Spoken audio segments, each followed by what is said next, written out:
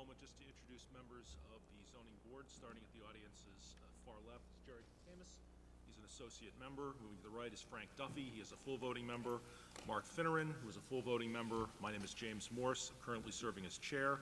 Scott Peterson, who is our vice chair. Suzanne Murphy, who serves as our clerk. Tony Petrucci, who is our associate member. We're also joined this evening by George Pucci, who is at the far left, special town counsel to the ZBA for this project. We're also joined by Noreen Stockman, our zoning administrator, and Ashley DeMello, office assistant and our recording secretary. This is a continuation of comprehensive permit requested for number 0 and 375 Sandwich Road, requesting a development to include 300 residential dwelling units. If there's anyone who is recording this evening's meeting, if I would just ask you to take a moment, come down to the podium and just identify yourself.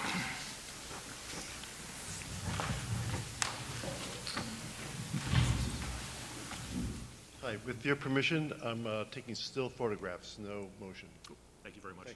Could we just have your name for the record? Eric Schwab. Thank you very much, sir. As we get to public comment later this evening, ladies and gentlemen, any person wishing to come up and make a public comment, if you could please wait till you're recognized by the chair, come to the podium, state your name and address for the record, please. We have three things primarily on this evening's agenda. First will be a review of the site visit that took place this afternoon at the locus of 375 Sandwich Road. Second will be a presentation by the applicant of revised site plans. And third will be begin a review of the requested waivers. So for the purpose of the record, the board was invited with the applicant to 375 Sandwich Road this afternoon for a site visit. Walked the property to get a sense of the orientation of building placements and where various proposed amenities will be located, such as the roadway, leaching field, and so on. So take a moment just to go down through the board members just to discuss observations that they had or any comments they have for the applicant. We'll start with you, Tony. I have no comments at the moment. Scott? I know the lot is very flat. I'm not sure if most of the folks know the topography. We walked all the way back to where the development is going to take place. We could get a better understanding of abutters and setbacks, so it was good for me to be able to walk the site. Mark? I don't really have anything bad at the moment. Frank?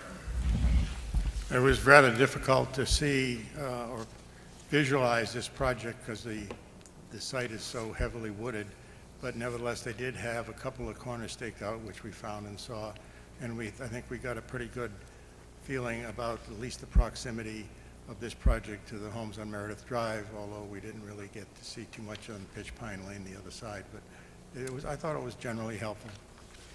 Noreen, do you have anything to add?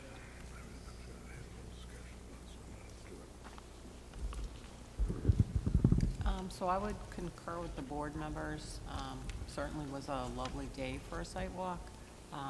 Did, I think, help the board visualize the property, the proximity of some of the homes to the development. So I think it was helpful to come. Does the board have any questions after the site walk they'd like to direct to the applicant to address?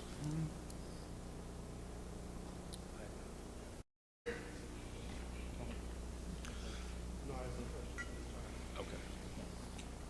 Any comments you'd like to offer for the record based on the site walk today?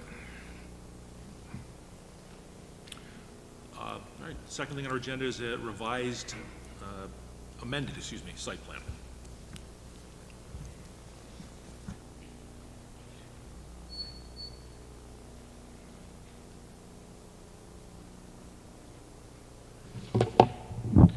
Just quickly, one request of the chair. At our last meeting, there was a request for us to have our traffic engineer here to answer questions, and they were going to be submitted in writing. We didn't receive any questions from the board. Our traffic engineer is here. I believe that item is pretty well concluded between our engineer and Vanessa, but he's here if you have any questions. If you don't need him, I'd like to excuse him. I have some questions. We didn't receive anything in writing from you, Mr. Finneran. But Turn on your mic. I have Mark, you turn the mic on. Would you like to ask him? yes, I have numerous.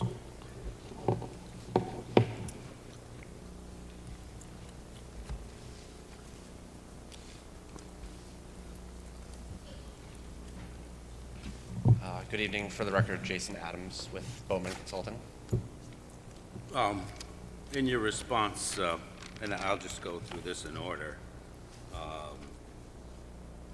you said that the traffic analysis indicates that expected to have minimal overall traffic impacts to the surrounding roadway network.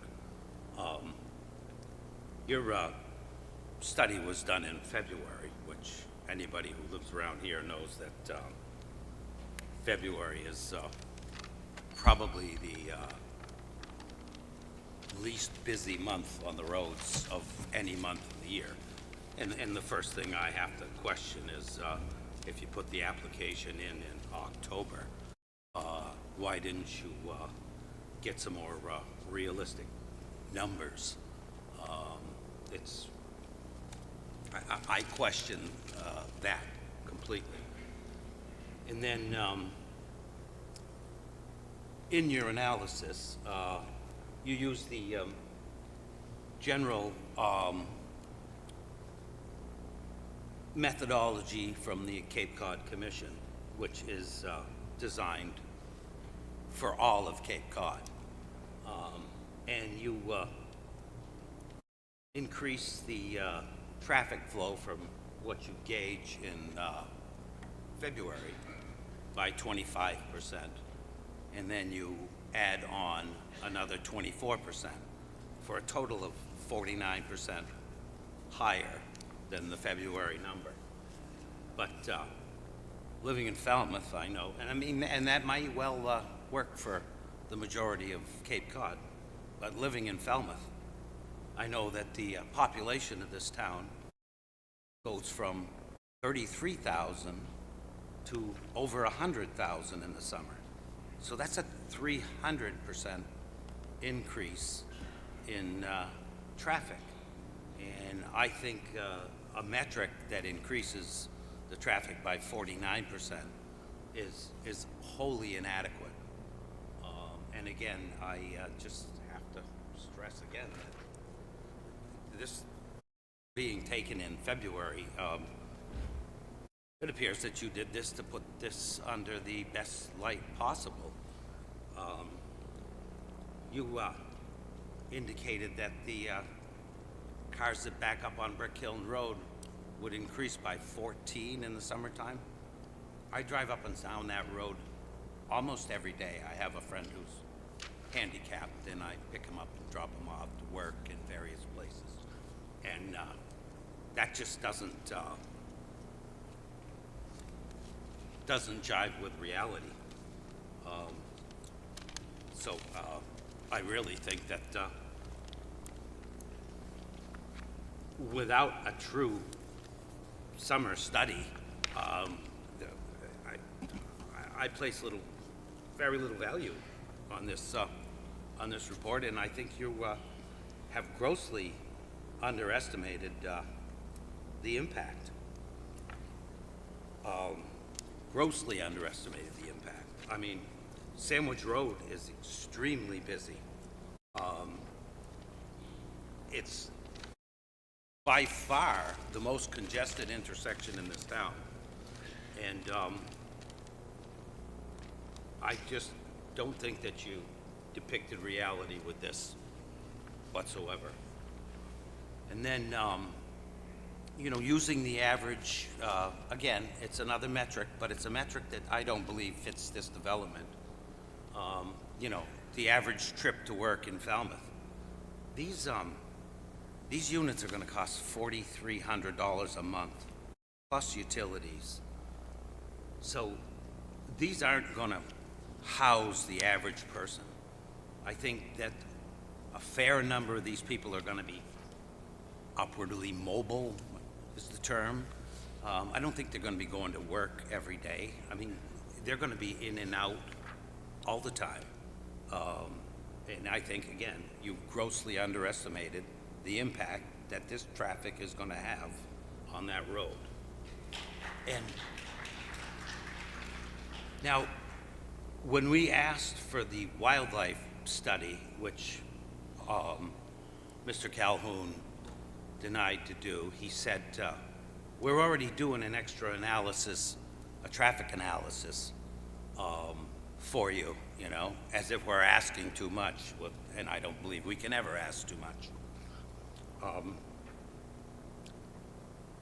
It seems suspicious to me that you provide us an analysis of Sandwich Road and 151, which is 3.2 miles away from the proposed driveway of this project, but you don't provide us an analysis of Sandwich Road and 28, which is 1.2 miles away.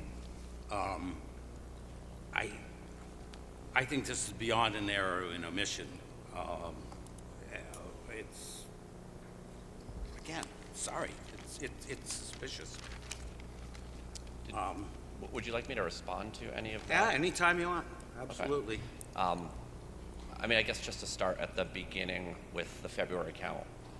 When we come under contract, we don't know the exact filing schedule. So we're trying to get our study done as quickly as possible to give the most flexibility to the project team. We were contracted in, I think, December or January of 2022, counted in February, which is a standard practice. I mean, I understand that Falmouth has seasonal variation. I grew up in Falmouth myself. I went to Falmouth High School. Well, you should be aware more than anyone. I understand the seasonal variation of Falmouth, which is why we apply the factors. I understand that you may not feel that February adjusted to average month, adjusted to peak month, is actually peak month, but the few data points that do exist, even on Sandwich Road, there are roadway counts completed by the Cape Cod Commission that show that Sandwich Road in August is about 45% higher than Sandwich Road during the school year. I mean, the data lines up. Like, our responsibility is to present accurate data. I can't stand up here as a professional engineer registered in the state of Massachusetts and give numbers that I don't believe are accurate to what I'm trying to analyze. So that is my task. That's what I'm hired to do, is to evaluate the traffic information that's available. Your peer reviewer, Vanass, reviewed it, commented. We accepted those comments. We went through the effort of conducting additional traffic volume counts, completing additional analysis, which resulted in them agreeing with the way that we've presented that. They also have a responsibility as a professional engineer on behalf of the town of Falmouth to represent your best interest as a community, as well as their own ethical interests in completing the study. So, following Cape Cod Commission, my own 20-plus years in this industry, the 20-plus years of your own peer reviewer, we submit that this is an appropriately conducted study, even if it was not conducted in July or August. We are best representing the traffic volume data set that's available. And at the end of the day, what we're really trying to evaluate is what is the traffic volume data set with or without this project. That's what we're trying to understand. So whether the number is 100 or 1,000, it's still relative to the impact caused by the project. And my responsibility to the project team and to the community, frankly, is to identify if there are any safety or efficiency issues caused by this project and to point them out if there are. My professional opinion is that this project is not causing any additional safety or efficiency issues within all of the study area intersections, really within the greater town of Falmouth. That is my opinion based on all of the information and all of my years of practice. But that kind of flies in the face of you not presenting Sandwich Road in the first place, especially if you live in this town. It's a glaring omission, and sitting up here, I have to point out that you're working for the applicant. We and are I'm working hired. for, To be excuse clear, me, we are I'm speaking hired right by now. the applicant. No, I mean, I'm speaking at the moment, and I'm trying to get some honest answers. And are you familiar with Sandwich Road? Have you been there on a Saturday? Yeah, I've been there on every day. And I mean, I can answer that in a technical manner. What our traffic impact study looks at is intersections that increase by more than 5%. Given the volume on Route 28 at Sandwich Road, this project does not increase that intersection by more than 5%. That's how Mass DOT as a whole evaluates how many intersections to look at. Vanass, your peer reviewer, asked us to look at that intersection. We were happy to do it. So we went out, we completed a new data set, right? And we provided analysis to look at, again, to look at the impact on safety and efficiency of the project. So while we didn't include it in our first go-around because it didn't meet that 5% note, we did go through that effort on behalf of the town. How did you come to that conclusion? I mean, you included an intersection 3.2 miles away, but you didn't include a much more severely impacted intersection that's only 1.2 miles away. Yes, Counsel. I respect any board member to say they disagree, but it's getting to the point where it's repetitive and it's argumentative. And my expert here, Jason Adams, has given specific facts in response to the specific questions which have been corroborated by your peer reviewer. I don't think it does anybody any good. It's not fair to the board, it's not fair to the town, it's not fair to us to simply stand here and have repeat criticism. If you agree or we agree to disagree, that's fine. We'll rest with our professional and with your professional. But I would respectfully ask, Mr. Chairman, that you do cut off this type of really haranguing from the member. So, happy to answer specific questions, as Mr. Adams has just done. But beyond that, it's nothing but continued beating something which doesn't bear beating at this point. Thank you. Again, it's fairly glaring that that was omitted from the study. One has to admit, excuse me, I'm speaking. But he went back, and this is continued haranguing. Yeah, all right, well, let's get to that then. It's not continued haranguing. Do you have These are facts and figures. I have more. No, I was just going to ask the next question. I mean, this intersection is an LOS F for the most part. Anybody who knows that intersection at 7 o'clock in the morning on a Saturday, you can't make any kind of progress around that intersection. And as I stated, the type of traffic that's going to come out of that place, I disagree with. It's going to be much higher. It's going to be people that are moving around. I mean, a lot of these people are not going to be employed. They're going to be retired. A lot of these people are going to be ones that are looking to purchase a house in this town, but in the present market, they're not. So it's just a glaring omission, and the amount of excess traffic you're going to add to this intersection, I think, is unacceptable. I think this intersection is at the point where it really requires some kind of signal control. I mean, it's at that point now, and you're adding to it. I mean, it's at its mate. I'll give you another example. Mr. Chairman, if I may, Counsel, go this ahead. was supposed to be questions of our expert. He's answering. If there's a question, he can answer.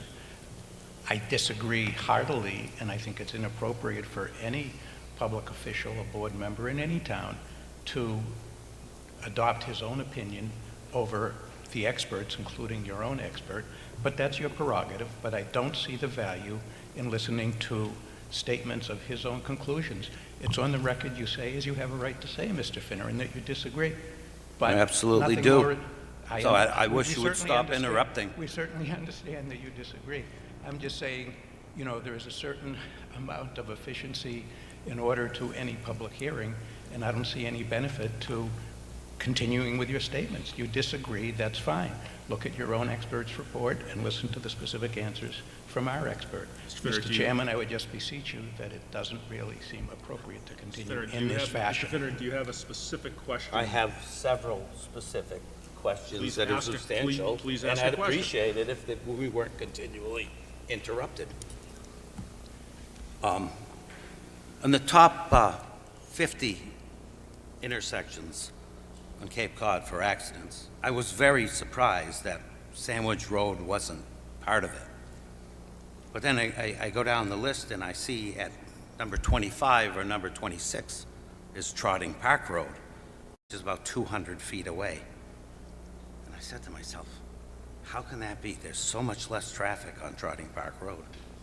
And I thought a little more, and I thought of my experience there, and there's all kinds of bumper accidents, but the traffic there is proceeding so slowly that there's infrequent damage in this, because anybody can drive by here and see the traffic is at a standstill. And adding to it, I believe, it's a serious issue.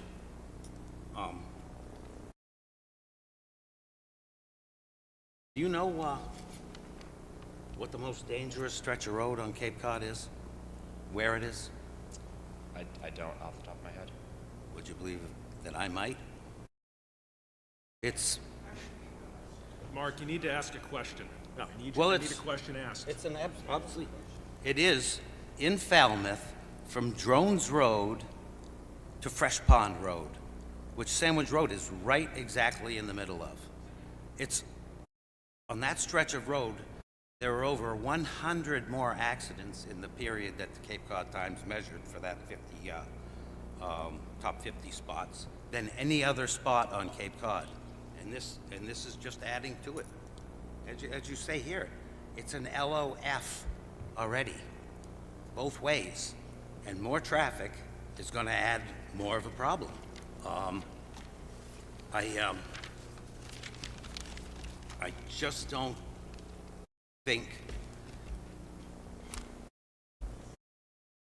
that the amount of traffic that this development is going to add is acceptable. I think we need a proper summer study of that intersection. And I also believe that if you were to conduct one, you're going to find that that intersection needs to be reconfigured and it needs a traffic light. Do you disagree with that? I don't agree that this project is changing anything about that intersection. That's what I don't see how you can. And I think that, Mr. Freeman, Okay, stop, everyone. All right. Counsel, your point is noted. I'm going to ask Mr. Freeman, I need a specific question. That I am just- trying to ask specific questions, and I Okay. keep getting interrupted by You're- the council. I believe your chair's over We've there. got on the record you disagree with the study, and I think that it speaks for itself as to the timing. They've answered a question about what their metrics are. Do you have any specific questions about other issues of the report? I think the rest of the board is probably satisfied. Oh, again, it's the most dangerous stretch of road on Cape Cod, and you're going to add to it. I don't believe your metrics are correct, and I believe that that intersection is on the cusp of needing a redesign and a traffic light to control it. And I'm going to ask that be one of the conditions. I think the numbers are there to prove it. I mean, and if you didn't think so, I just question why it was left out in the beginning. Any additional questions? No, that's fine for now. Suzanne?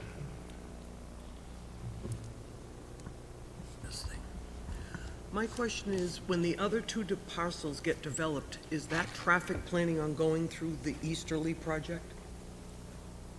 Going through the Yeah. Easterly project, it would be using the same driveway. That's what I mean, so it's gonna be coming out the same way. Right, if, it's a big if. I mean, we're evaluating the Easterly project. We were asked to look at the potential of what that parcel could generate in terms of trips, but So there Right. will be quite an addition to this driveway then? I would not say quite an addition. What would you say? We presented those numbers, and your peer reviewer agreed that there would not be a substantial amount of additional traffic should those parcels be developed. And do you remember the percentage you said increase? Percentage over the Easterly, is that? When you add the other two projects? Because we don't know if it's 600 units or a couple of houses, we don't know. Correct, and So it's and very I don't concerning either. for us. Right. We were looking at what is currently zoned there, which would be single-family homes, is how we evaluated. So you went real low, Well, we went what is currently zoned there, that's all we can do. but it's not zoned for this either, so. Uh, Right. Thank you. Tony? Just a quick question, and I apologize if I missed the answer to this question. What improvements will be made on Sandwich Road itself for turning into the property as traffic goes by? So as a car is stopping to make that left turn or the right turn, are there any improvements planned, an extra lane? No. We have a situation like that here in town at, it's called Ballymead, and they have that extra turning lane. So just to get it on the record, there are no plans to add a turning lane to get onto the property. Correct. I just want to get that into the record. Would you suggest that as an appropriate mitigation tool, given an I increase don't, in I don't traffic in believe, the I mean, neighborhood? there are warrants to look at the need for a left turn lane, and this does not meet them. It's similar to just about every other intersection along Sandwich Road that does not have an additional turn lane. This is 300 feet. But, yeah, it's a significant subdivision. My question is, did the metrics calculate what this would look like with a 200% increase in traffic above what you're predicting? The No. reason I ask the question is, okay, your metrics right now are talking about 300 units, but let's say we increase that number again by 2 or 3. How does that end? How is that going to affect the terminus intersections at the end of 151 and Route 28 at Sandwich Road?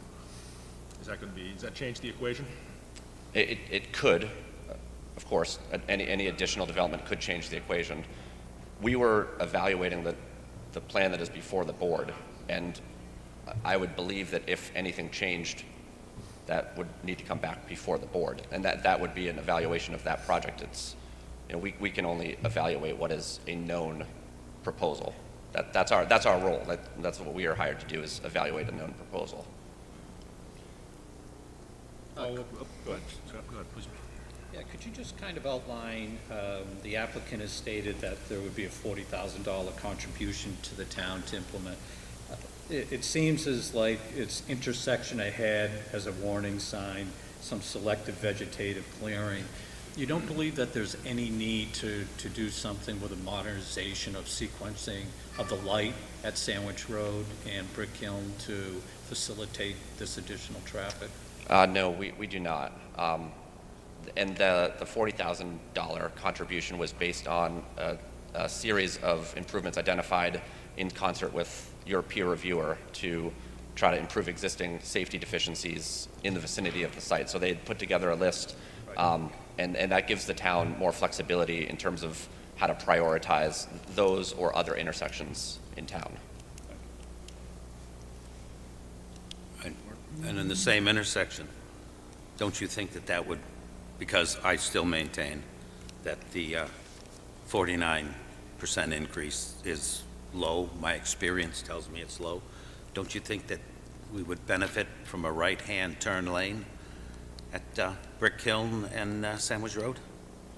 Don't you believe that that would increase that intersection considerably? I mean, the efficiency of that intersection? I believe that at that intersection, as well as many other intersections, if there is available right-of-way, if there is a funding source, there are certainly ways that operations can be improved, for sure. And right, adding an additional turn lane if there is space, and that there isn't always space to do that, right? That could result in personal property being taken or anything of the Town sort that's not property on the controlled, corner. town property. And if it's something that the town wanted to pursue, the $40,000 could go towards a plan set or the implementation of that, if that is how the board and the town felt that money could be best used. And that's why we wanted to make it as something of an open-ended contribution towards transportation improvements, again, not knowing what the town would want to prioritize.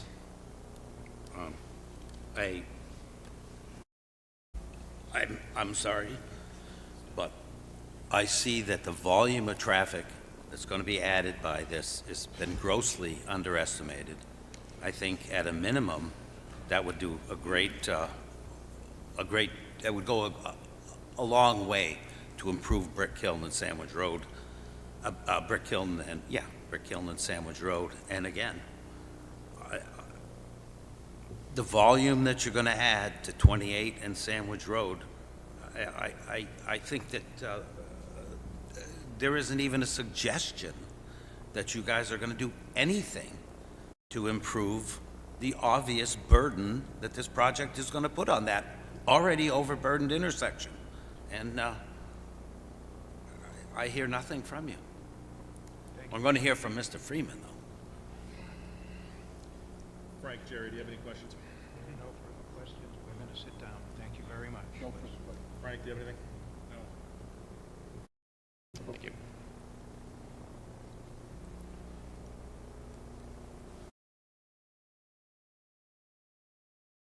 Turning to the presentation of amended site plan.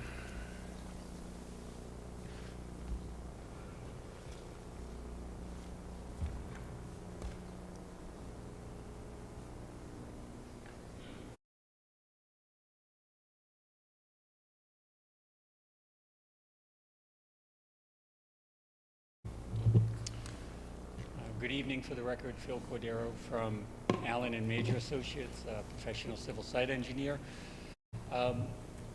Happy to present the plan. Jack, if you wouldn't mind bringing up the site plan when you have a moment. Setting the stage, my presentation tonight won't be materially different than what I gave to the board last time.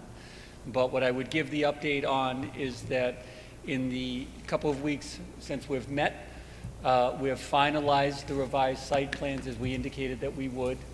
A submittal has been provided to the board as well as to the board's consultants and the other town departments that provided correspondence on the original application.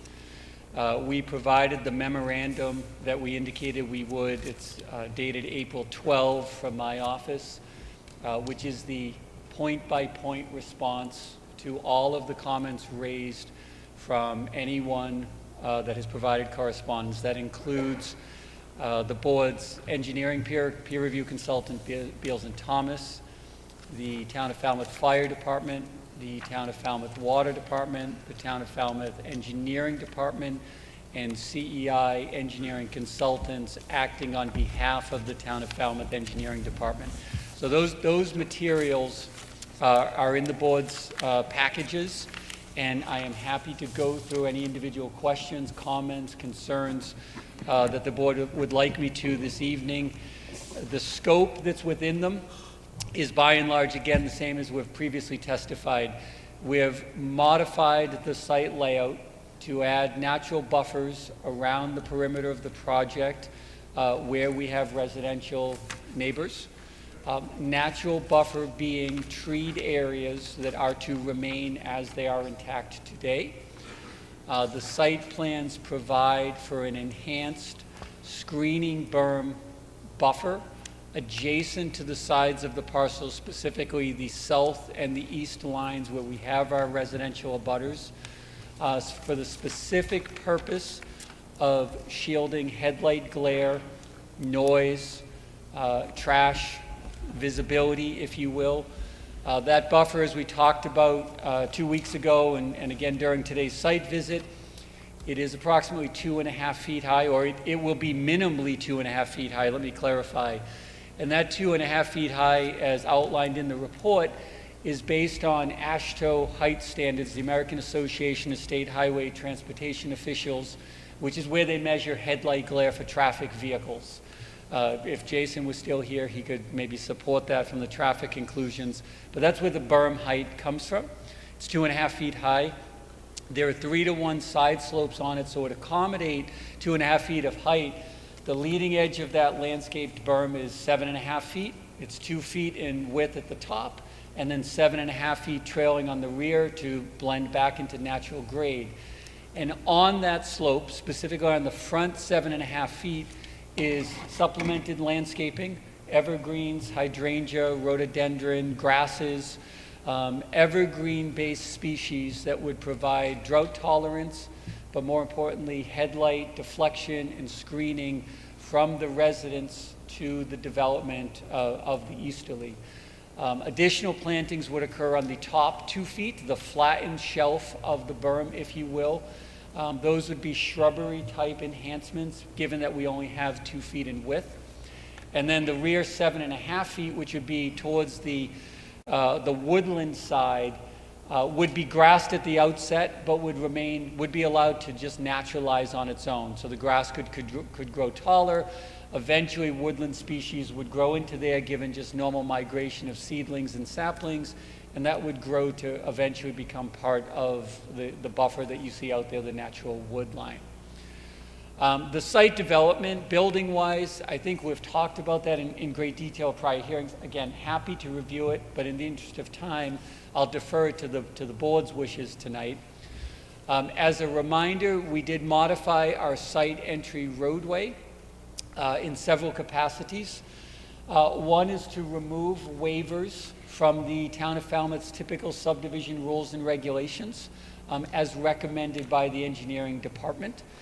We do still maintain certain waivers that we're asking the board to grant on this roadway. I think we're going to talk about those this evening, and we could talk about the justifications and the reasoning for them.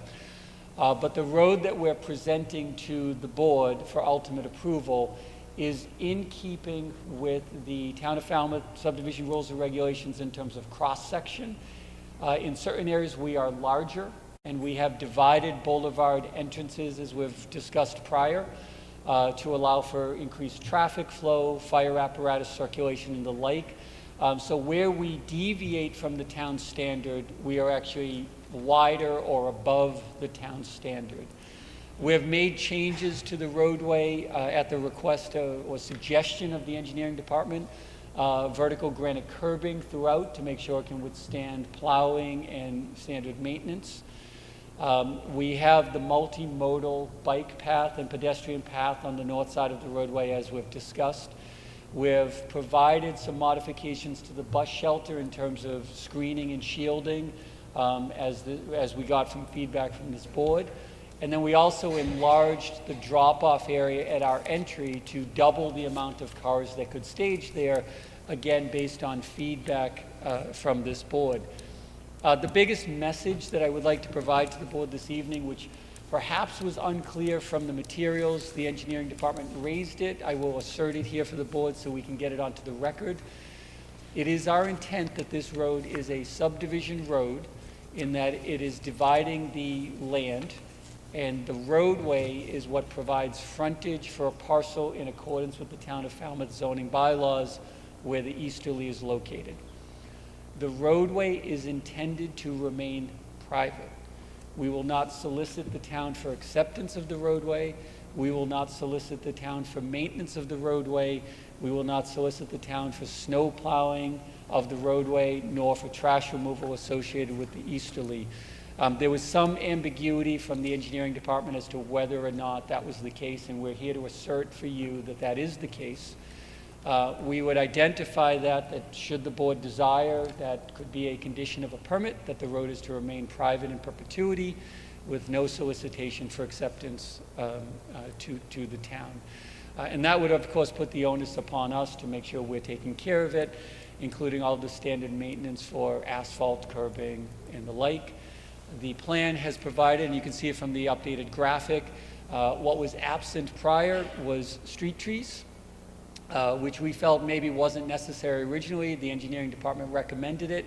We're happy to provide it, street trees in accordance with the subdivision rules and regulations for this road that would otherwise be private.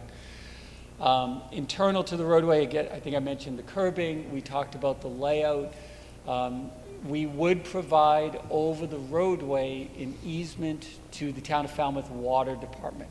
There would be a water main within the roadway. The Town of Falmouth Water Department would need access and rights to service that main. We would provide that to them, so we would appropriate certain rights as necessary. The long and the short of it, board, this evening is the plans were intended to provide to you a complete and comprehensive set reflective of all of the comments received and feedback.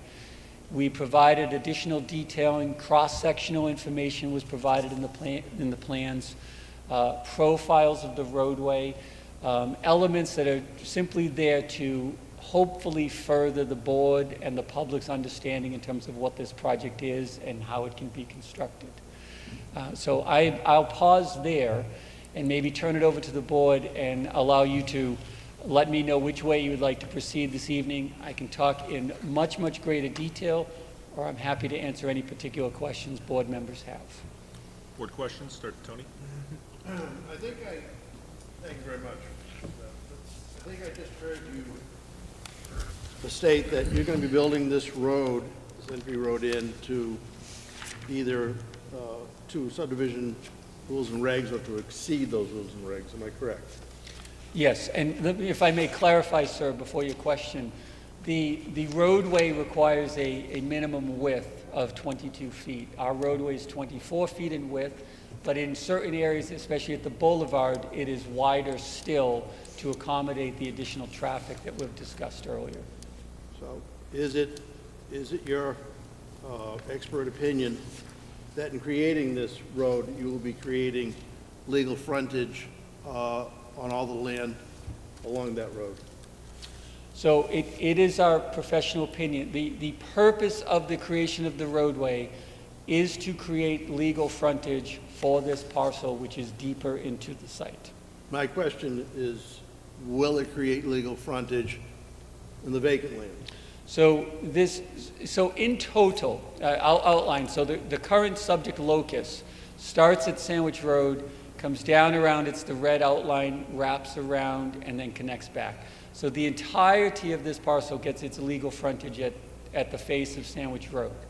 When we create the right-of-way, both this parcel, the undeveloped land, and the easterly would obtain its frontage now off of this right-of-way. Yes. So to your question, yes. So the question is, yes, you are creating legal frontage. We are. All right. Thank you. Suzanne? I have a lot of questions, but they're details. It's questions on the site plan itself. Through the chair to the All right. board, whatever the board desires, I'm here for. I'm gonna go with it. I don't see recycling anywhere on there. I did see dumpsters, but I didn't see any recycling. So on the north portion of our site, we have our dumpster and recycling center here. It's all combined. It is all combined. Now, ma'am, what it may do is we have it sort of very generic at this stage, dumpster / recycling.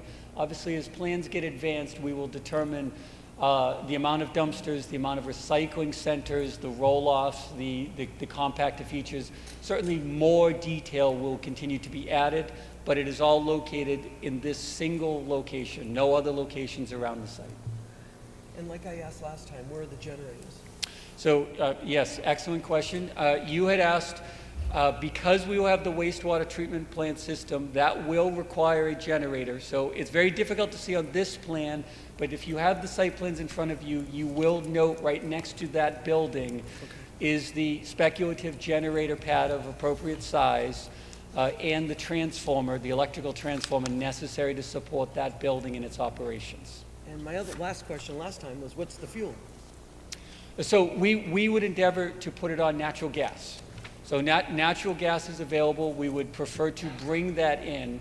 If for some reason that were not feasible, then we may go with a diesel fuel. If we went to a diesel fuel, then obviously anything associated with that, a storage tank of diesel fuel, requires a permit from the state fire marshal and the town of Falmouth. So we would solicit that. First preference is gas.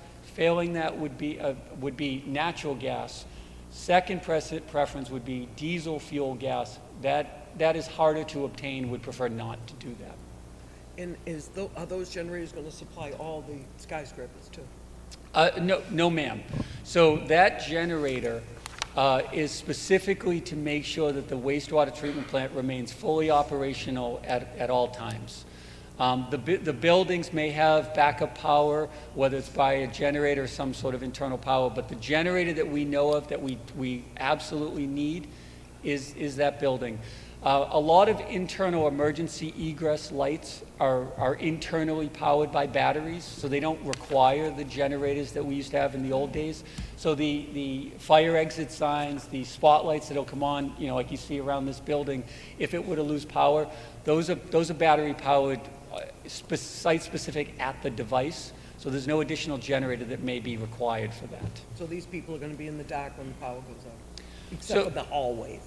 So would there be darkness? Yes, quite possibly. Would there be safe and sufficient lighting in accordance with the code? Absolutely. Okay. We do lose power here a lot. We Just saying. understand. So now, if I may, before we move off of it, we are giving to you today everything that we know about and anticipate for the site today It doesn't necessarily preclude us from obviously adding a generator if it's in the best interest of the apartments to do so. So I guess I would ask the board to remain flexible to the need to possibly add one. Your question a couple of weeks ago was very specific to Location. the wastewater at the time. Right. Yes, ma'am. And then my other question is, when we look at the buildings, I would like to know exactly where the affordable units are. They're not shown on the plan. Okay, so There must be one on each floor, you know. So there's a distribution of the affordable units that is required to span across all of the buildings and across all of the building types. The initial plans may or may not have had speculative locations of the affordable. We are required as part of the process to provide a very specific site plan to DHCD and to this board identifying where those are. So if they're not available today, we will certainly add them, and they have to be put in place before the project can be leased up. And it will specifically identify for you where those units are, again, spanning across 1, 2, 3 bedroom, accessibly compliant in terms of handicap accessibility, first, second, third, and fourth floor, and the like. I would really appreciate those before we close the hearing, if we could have that. Okay. Please. Oh, sure, go ahead. That plan ultimately gets approved by the state, and it would not be until you're pulling a building permit and the final confirmation, final certification by Mass Housing. So it's not something that we can develop on our own. It has to be in conjunction with the state. Okay. And I assume, I guess I'm not allowed to know, but I assume the ADA affordable units will be near the handicap spots? Even though I'm not supposed to know that, I guess? Are you talking about handicap, or are you talking about ADA Handicap compliant? affordable units.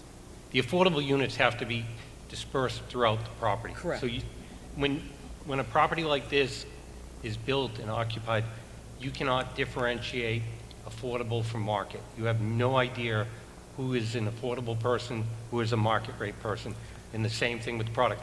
Back in the day, it used to be that you only had to build an affordable unit to a different standard from the outside. They changed that about 10 years ago now, where you can't differentiate. And the only difference is when someone comes to lease up. That's the only difference. There's no difference between an affordable renter and a market rate renter. It's just the rent. Are the affordable units, the 3-bedroom, let's say, use that for an example, the 3-bedroom affordable unit going to be the same square footage as the market 3-bedroom? They're required to. Yeah, so there's no change in square footage at all? Is a regulatory agreement that has to be gone through in great detail with Mass Housing, signed off. It goes through every bit of that. They confirm when you come to final construction drawings that the square footage is the same, the counters are the same, the doors are the same. So all that is handled by the state on a regulatory basis, and there's no difference from it. Okay, thank you.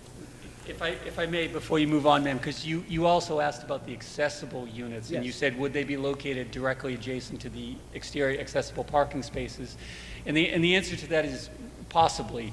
So because of the distribution that Mr. Calhoun was noting, whether it's a 1, or 2, or a 3-bedroom, to be accessibly compliant, they may be spread across the buildings, which may not be directly adjacent to the exterior parking spaces. The way that's accounted for under the accessibility code is the entirety of the buildings meet the accessibility code. The corridors are wide enough for wheelchairs and the like, handrails, et cetera. But the actual accessible units may not be directly adjacent to the exterior accessible parking spaces. Those are not necessarily linked together. How many of the 75 have to be handicap accessible? I don't know that offhand. That's a question for the architect, unless you know it, David. Yeah. And then my last question was, this place where they're all going to be stopping in at 5 o'clock to get their mail and their Amazon packages and whatnot, has one handicap spot that I could see. You drive in and it's right up the top, if I'm correct, according to my plans. I don't even see how this mail thing and this Amazon thing's gonna work. If you're a single mom with 2 kids, you gotta get out of your car, get the kids, bring them in, get your mail, go back to your skyscraper, and every day, it's not gonna be easy to do that. Excuse me, if you don't mind for 1 sec. We brought some pictures of a typical mailroom, because a mailroom, But not this place, just a- this, we would be doing this. Oh, this is you? See what you have in the middle? Yeah, This is your typical mailroom. To the left, this is your Amazon / your package storage. What happens in a modern apartment building is they're not allowed to go to your apartment. They have to come to the clubhouse. They have to check in. They have to put the packages in the package storage room. You then would get a text message on your phone that there's a package waiting for you. So when you come to pick up your mail, whatever, the package is waiting for you. It works super so efficiently. this will be all cambered, all cambered. There may be cameras in the mailroom. I don't know if we are putting cameras in all the mailrooms. This is also, you asked a question last time. This on the right, that's your pet wash facility, which is, anybody in the industry will tell you, it's one of the hottest things going right now. People love it. We haven't had an industry like that here yet. I think I should probably hold off. If I have any other ones, I'll get back to them. That wasn't so bad. We hit a lot of details. Well, I do have more here. I can keep going, but, well, I'll keep going. Is the clubhouse gonna have food and serve things? Is the Board of Health gonna get involved? Sorry, I don't know. The clubhouse does not serve food. We'll have a coffee bar. That's Board of Health right there. Yep, if the Board of Health has to look at it, the Board of Health has to look at it. There is typically an area, a kitchen, that can be used by the tenants in case they want to have a gathering. They can rent that room out. That's found to be very successful. But if the Board of Health has to get involved as far as a kitchen or anything else, we have to go through that process. Well, since we're gonna have a clubhouse with party situations, is it gonna be loud music and things like that? Are we gonna? We currently have Kenny Chesney scheduled for September, but no, you can't. The cops are already getting phone calls as we speak.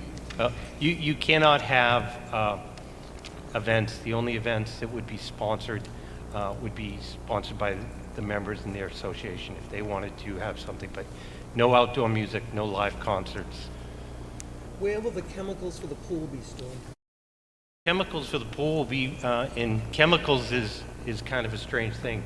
If you look at what's actually used in a modern pool, they're all in your kitchen already. Baking soda, citrus. So no hazardous at all, we can condition that. Excuse me? Yes, No sure. hazardous, we can condition, okay. No sodium hypochlorite.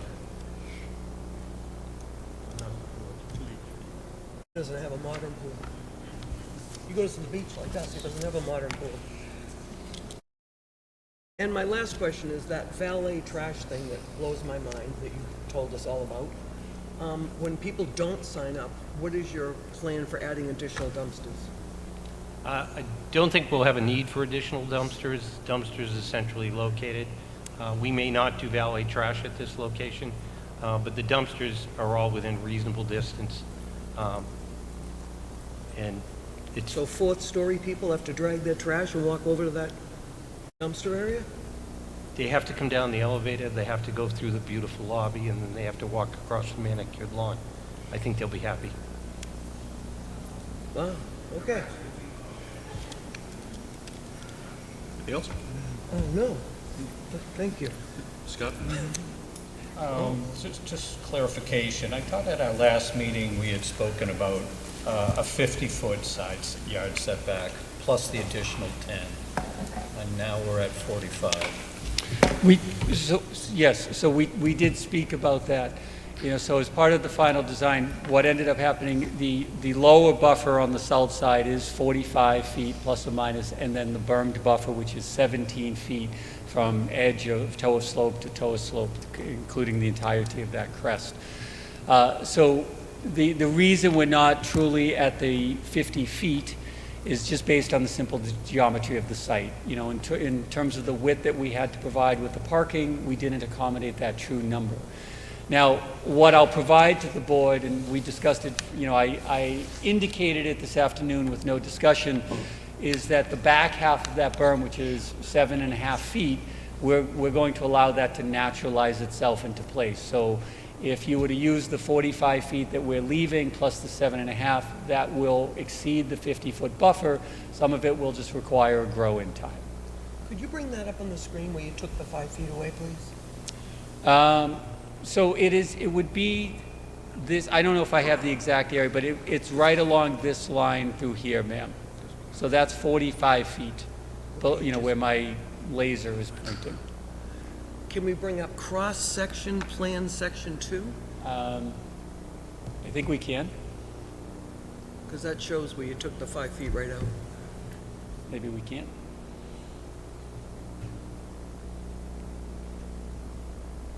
Yeah, the lighting plan was tough on me. It was tough. That's the lighting plan. No, that's the overlay plan. If you added the cross-section, Jack, I don't know if those are in there Is it cross-section? It's C, 106B. from our site plans. It appears we may not. We don't have it on the slide. I apologize for that. Can you speak to the landscape berm height? Final height here, when the project's being completed, you're going to have a total height on the berm of 10 feet? Is that what you had mentioned? So to clarify, the constructed berm is 2.5 feet. So the earthen portion is 2.5 feet.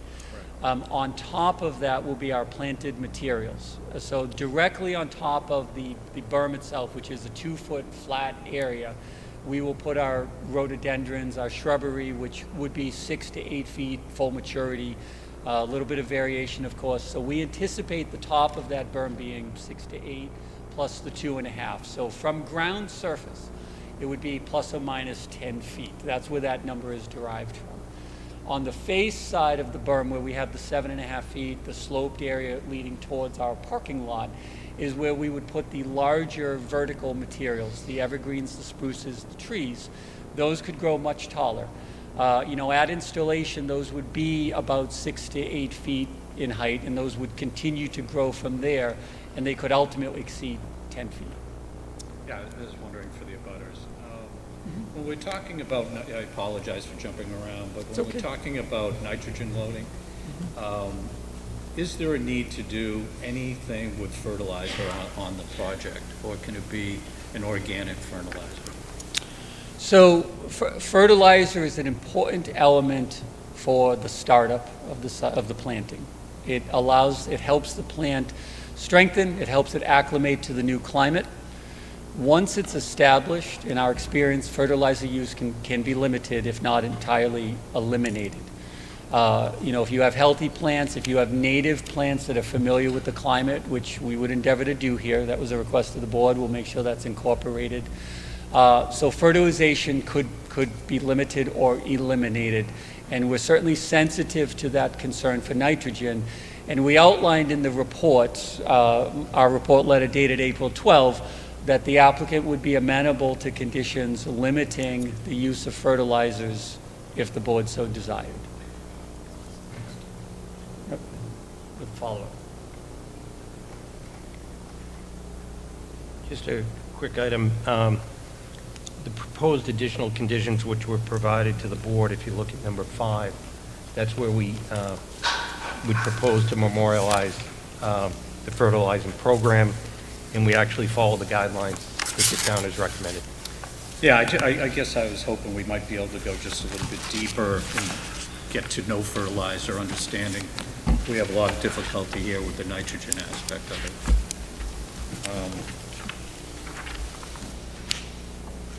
On the EV parking, speaking to the same document that you just referenced, how come we're not looking to have any of that done until the last building is completed? Why wouldn't that be done sequentially as phases are being completed?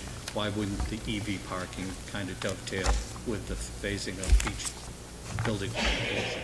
Sure. So the EV parking, and we sought to identify this on the site plans for you as well.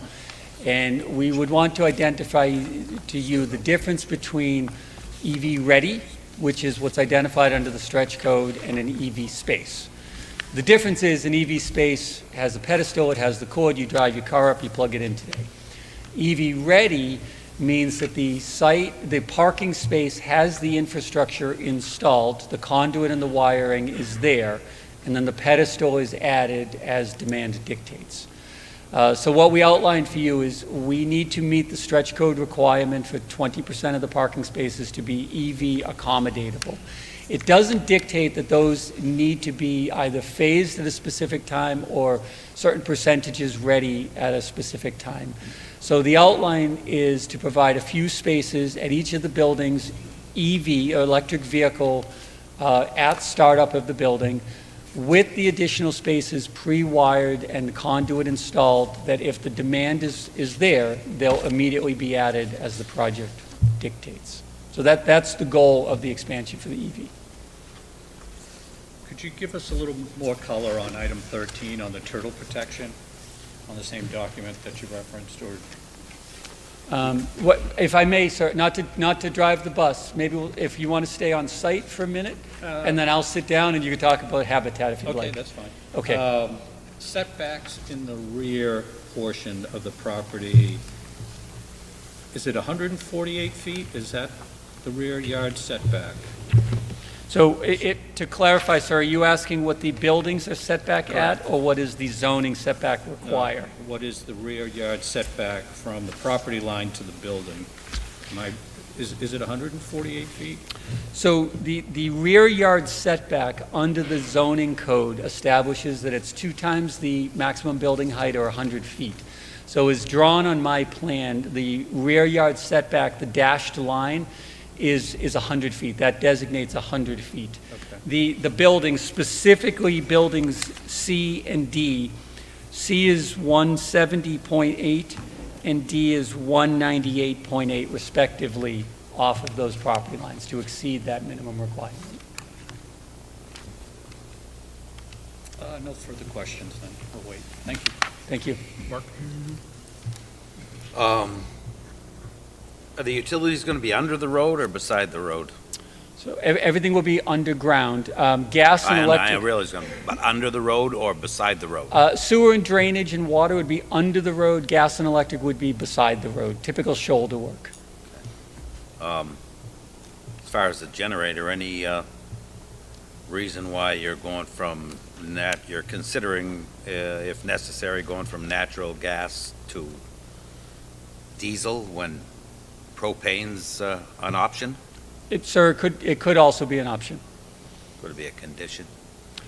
We'll leave that up to you for discussion. The fact of the matter is we don't know what the generator power will be.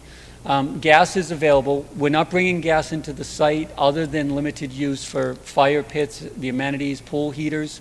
So the appliances are not gas powered. So the gas load is limited. So stretch code dictates the limitations on fossil fuels. So the extension of the gas main would simply be for the amenities and the generator. If not the generator, then certainly a propane tank is appropriate, or the diesel fuel would also be appropriate. The least desirable would be the diesel. Diesel would be the least desirable of the three, for sure.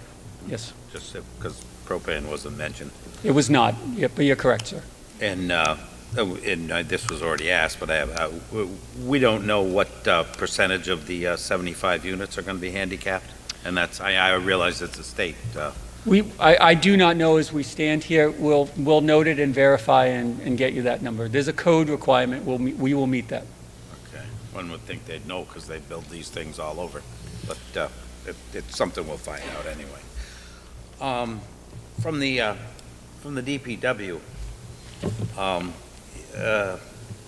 You're asking for numerous waivers in the street construction, boulevard if you prefer, the centerline separation, centerline radii, and the minimum curve tangent. And they make note, and we've made note on this before, that there is ample land to comply and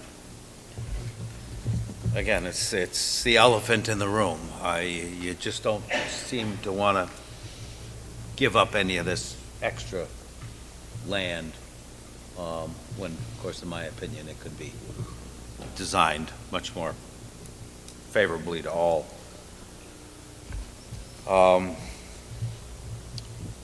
Now, the DPW mentioned, as far as the irrigation, that they suggested the rainwater storage. Is that in your plans? Rainwater cisterns are not. We would seek to utilize an irrigation well for our plants. And the premise for that is we have 100% stormwater recharge on site. So no water leaves our site. So the concern from the town's perspective was drafting off of the aquifer. Well, the water coming up is watering the plants and simply going back down. Any water from the sky relative to stormwater is also going back down. So at the end of the day, as we solicit the permit for that well, we would be a net zero on water withdrawal. And it's obvious, anybody looking, but you neglected to mention that you're also, with your road, boulevard, you're also appear to be providing sufficient road front to the sand pit area. So that's obviously by this design is in your future plans somehow, of course, and we're not privy to any of that information. So respectfully, I would disagree with you. Your premise that the gravel pit could be fronted off of the roadway, but the gravel pit actually gets legal frontage off of the existing roads to the north of us. So that gravel pit could exist entirely on its own. No, I understand, but it just looks like it all could be contained within the same, and, But it's not the intent of the subdivision. all right, well, I have a fear that the state's gonna go from 10 to 12% on this, 40B, perhaps leaving us with the, 600 or 900 units you promised in the first place. That's all I have for the moment. Oh, as far as the, stormwater, runoff and, the recharge, you're gonna post a bond for that? I don't believe we have discussed bonding any of the work, so I guess I would defer that to part of our latter discussions in terms of what this board sees. Well, sees I appropriate. think it would be incumbent upon this board to condition something like that so we can be sure that this thing is gonna be, maintained in a proper fashion, because, it's just as likely that if constructed, this thing will be sold to someone else, and to have it, maintained properly into perpetuity is certainly our purview. That's all I have for the moment. Frank? All set right now. Jerry? I don't know if we want to do it. I don't know if we want to do it now or later. It comes down to... Your mic's not on. It's on now, correct? It comes down to the concept of no increase in nitrogen, net nitrogen, from the project in its whole, the wastewater treatment plant and the landscaping. Is that something you could agree to? I know you have the limit from the wastewater treatment plant at 3 milligrams per liter, or best available. I guess my question is, could you agree to say that this project with wastewater and stormwater will not increase the net nitrogen coming from the property that currently exists?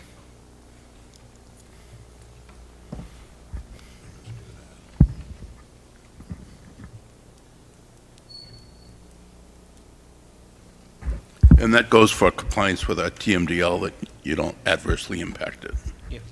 We will do whatever DEP requires us to do.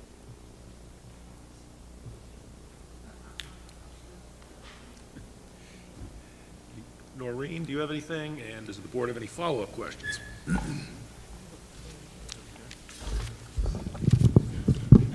So So I think one of the questions I had, which we still need to, I think, iron out, is it appeared as though Mr. Freeman's proposed conditions were talking about the 50-foot natural area that was going to be maintained, and then there would be a 10-foot landscaped area in front of that. It sounds like this proposed berm be eating into that 50-foot area. So I think part of the concern I have is if you have an area that you're potentially cordoning off and you're saying, okay, we're not touching this point, but it sounds like you're encroaching into that, and that 50-foot is not a hard line. Sounds like it's more the starting point. And I understand with a large development, you have these types of issues, but what I would say is, particularly based on the site walk we had today and the way that the houses are set on Meredith particularly, many of those homes along the first section of the southern area, the first group of homes, almost to the midpoint, the homes are set closer to your property than many of the others are set further away. And so clearly those homes amongst everybody else are going to be more impacted, because we could clearly see from markers on the property that you could absolutely clearly see those homes, which means that those homes are very clearly going to see your structures, right? And as you look through this zoomed out picture, these areas that surround you are all single-family homes, right? All of them. And this is going to be a substantial change in living structures, right? So my concern is you start to encroach into that 50-foot area that you've promised, and then you're saying, okay, well, we're going to build a berm. So that berm obviously will ensure that there won't be any natural vegetation that will start there because it won't survive, right? It will just be whatever you plant on top. So, many of these neighborhoods too, when they were set up with a 100-foot wide area that went around all the lots as a buffer area. So I think when you're looking at what you're proposing to do, when you're offering 50 feet and then you're backing off the 50 feet, I think that's hard for people to accept. So that was just my first point. Like I said, the homes that are closer, there's going to have to either be a change made to the development, maybe moving those buildings further, or there's going to have to be more mature planting. I think that's up to you folks to figure out how to figure that out. But I think it's certainly unfair to the people who have had homes here for so many years. They understand that development can happen next door, and nobody disputes that. But what can typically happen next door is a single-family home or a couple of homes versus what you're proposing. So I think it's really contingent to you to find a way for you folks to fit in and not them, because their homes are already there.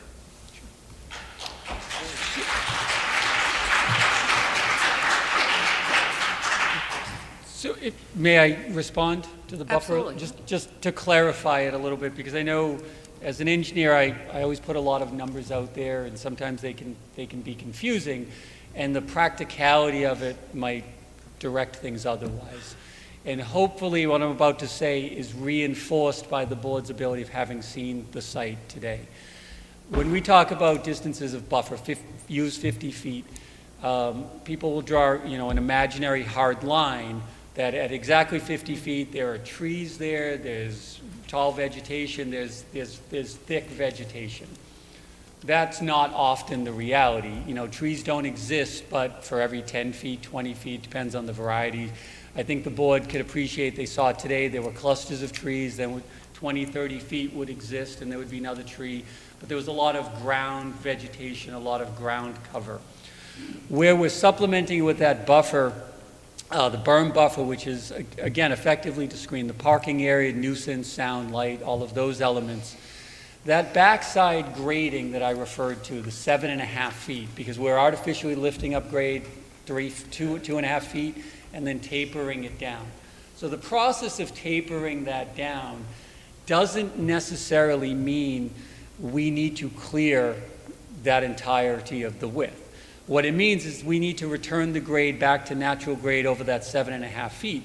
If there is existing trees in there, if there's existing shrubbery in there, that could all stay. And we could get for you the 50-foot number that we talked about. But what I don't ever want to do is mislead the board, mislead the public in terms of the plans that I'm providing. The 45 number is minimum. And based on the actual field conditions, as we grade that berm out, you may get 50, you may get 52.5, because that whole area, the grade drops off or it rises up, we meet it a whole lot quicker.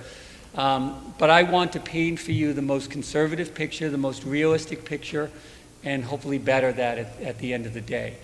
So while I think, 45 is what I've presented, what I've stamped on the plans, because that's what our grades dictate, but when we're actually physically constructing it, if there's a tree there, we need to keep the tree. If there's vegetation there, we want to keep it. It generates it out to 50 feet.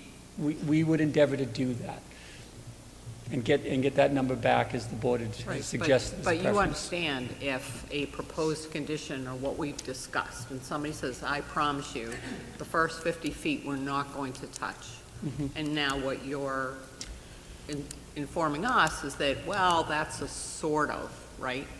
And I think what people want to understand is if you're telling us 50 feet, that you're promising that that 50-foot line you're going to mark, and you say, okay, we're not touching from here to the property line, and then we'll work with the rest. Okay. So what I'd endeavor to do, as part of my site engineering as the plans advance, is to identify where that 50 feet is in the field. And as we go to construct that, every intent and effort is made to keep that.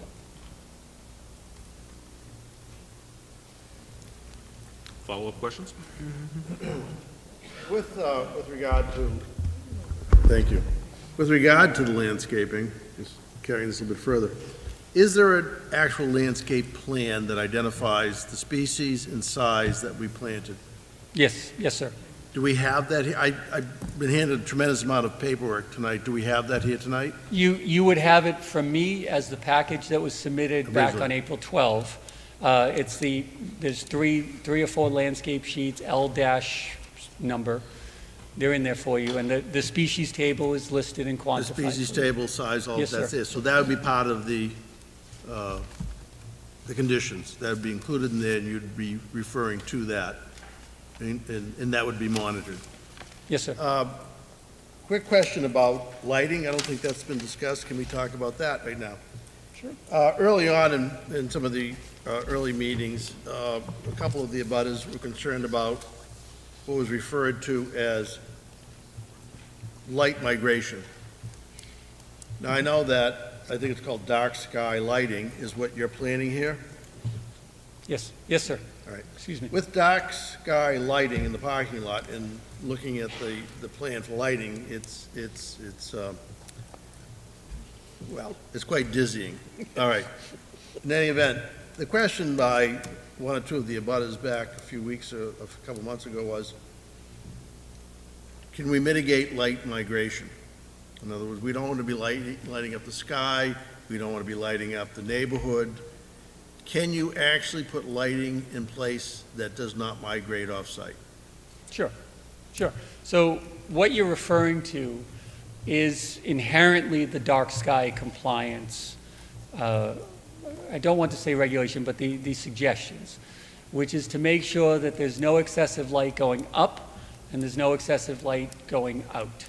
And the goal of the lighting is that for any lights constructed on our property, let me take one step back. When we generate a photometric plan, of which there is one in the package for the board to review, forgive me, it is dizzying in terms of it's all numerics. What I endeavor to do, though, on the plan, I'll focus your effort. There are circles on the plans, it's red and blue. And those are intended to identify for the board the areas of light intensity and minimum foot candles. And so a foot candle, for those who don't know, is the amount of light that shines in a 1 by 1 foot area. That's how the term is derived. We need to have a minimum of a half a foot candle for safe pedestrian lighting, safe and secure, women, children, elderly, and so forth. So on our plans, that blue line represents a half a foot. Beyond that half a foot, we want to get that light to 0 before it reaches the property line.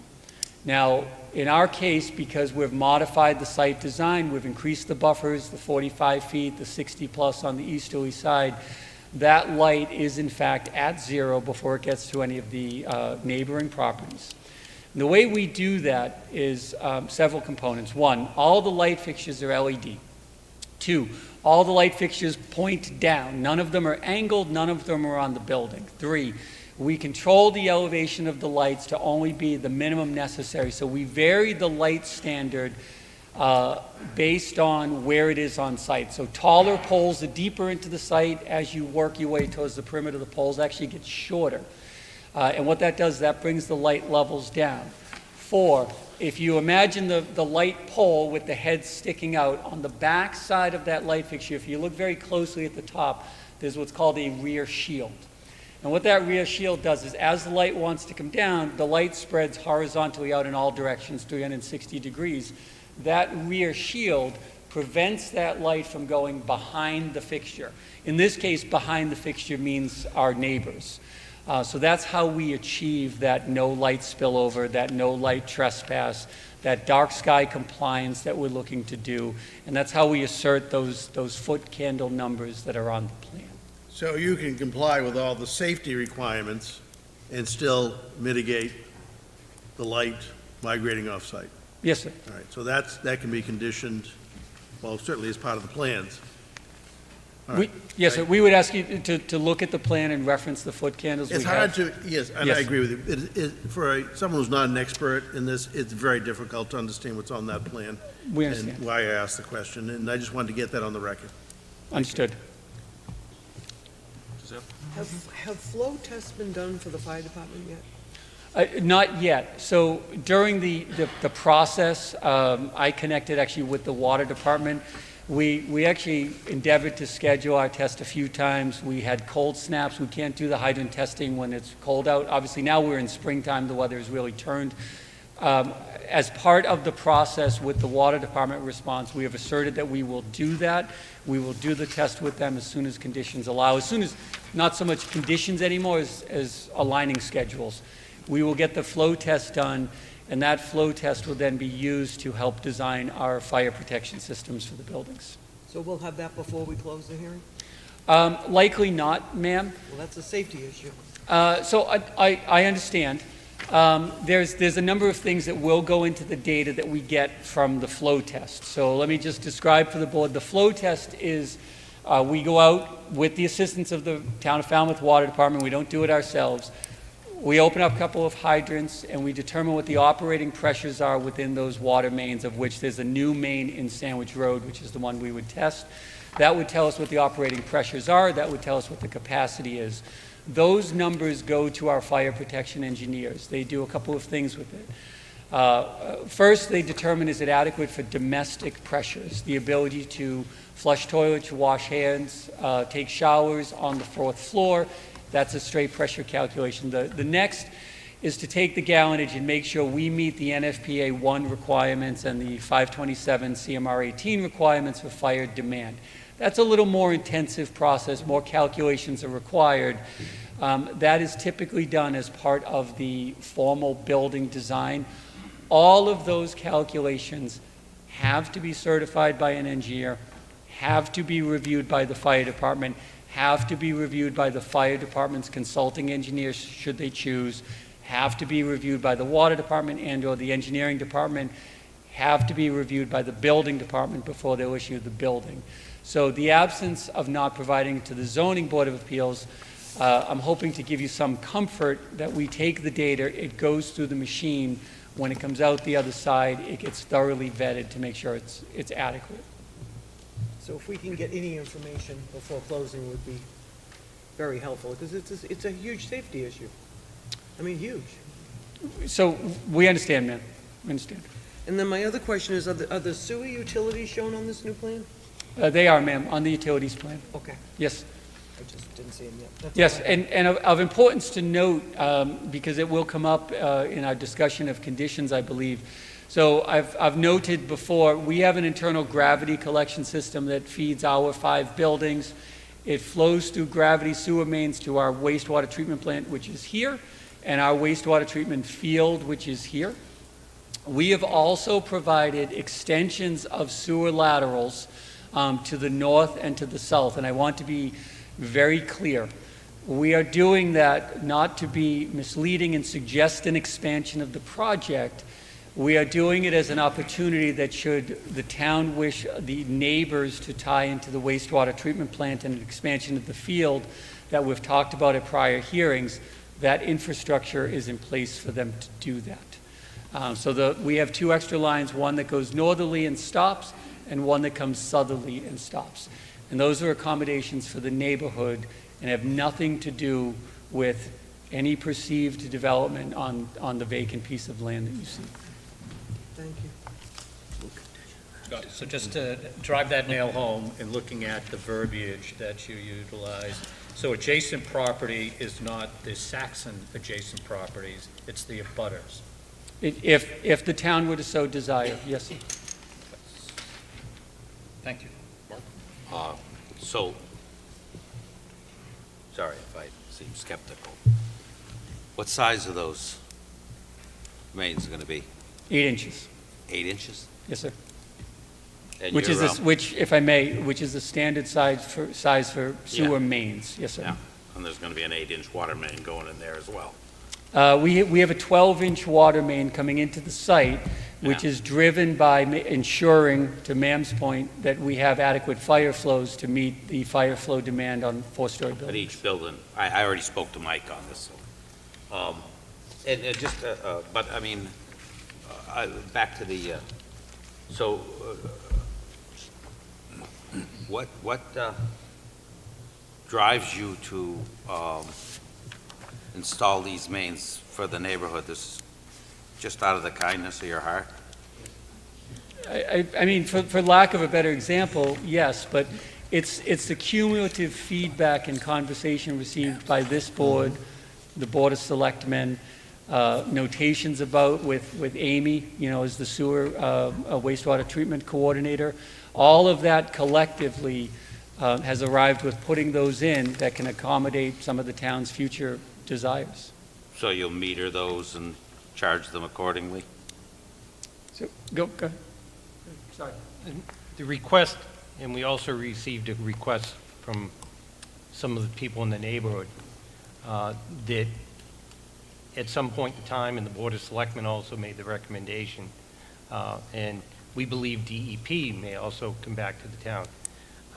We're putting those in strictly out of the goodness of our heart, that you can laugh, we're glad to take them off the plans. It's a significant expense, but it was asked of us to look into doing it, provide for future accommodations, should the town elect to do it, should the neighborhood elect to do it. We're just accommodating the request. And it is out of the goodness of our heart. You may not believe that. Okay. Well, in the same vein, we were earlier, at least if I'm not mistaken, led to believe that you were going to pay for the construction of a sidewalk all the way to the intersection of Sandwich Road, and that has shrunken down to a contribution of $40,000, which in the last town meeting, we had a house on Scranton Avenue that needed curb cuts, and the price of the sidewalk on just one property was, I believe Jimmy Grady told me it was pushing $80,000, so $40,000 seems to me that it would just sidewalk your, the frontage in front of your property and nothing more. If you read the traffic summary by Vanessa, your traffic peer review and our peer review, these were the safety recommendations that were requested. We were told that the town already has a sidewalking program planned for Sandwich Road and that we should not spend our resources on sidewalks. Wow. And just to clarify, if I may, so the site plans, we have a full sidewalk in front of the entirety of the frontage of our property. The engineering department suggested we added it. That is separate and distinct from the money, from the $40,000 contribution. Wow. It's considerable difference. You don't happen to know, and like I said, I spoke to Mike on this, but there's a, Who's Mike, sir? I'm sorry. Mike Rigetto, excuse me, Okay. Water Superintendent. Sure.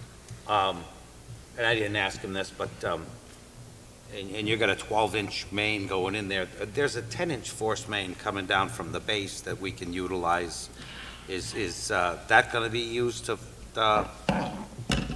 facilitate the water flow in this building? No, Or no. these we- buildings? No, It's so- all coming straight off of the town's main on Sandwich Road?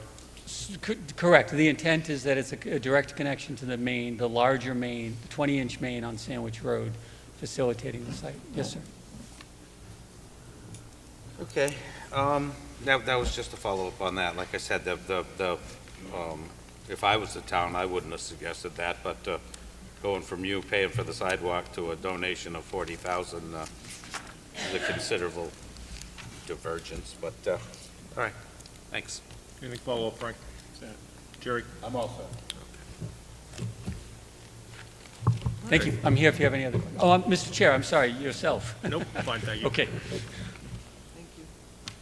So I think the final thing tonight we want to get into is to begin to discuss the request of waivers.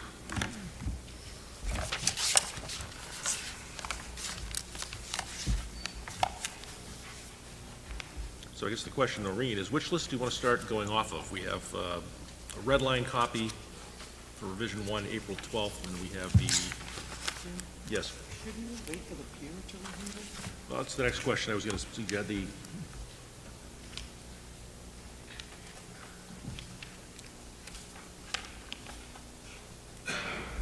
So I think for any board questions, I think we can certainly start the discussion, and if there's let's- items we need to defer, we can.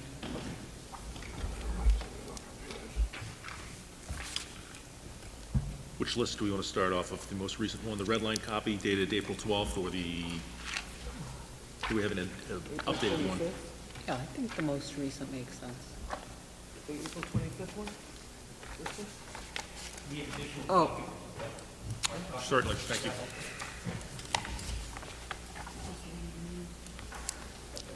Just want to make sure we're all on the same list of waivers.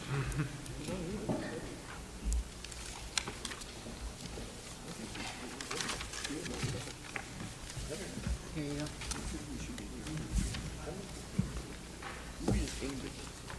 I'm just concerned as we have one meeting left, that we need to start a discussion on these. But Let's ask him. we're passing copies down right now. This one, Paul. Can you pass what was handed up to the board, please?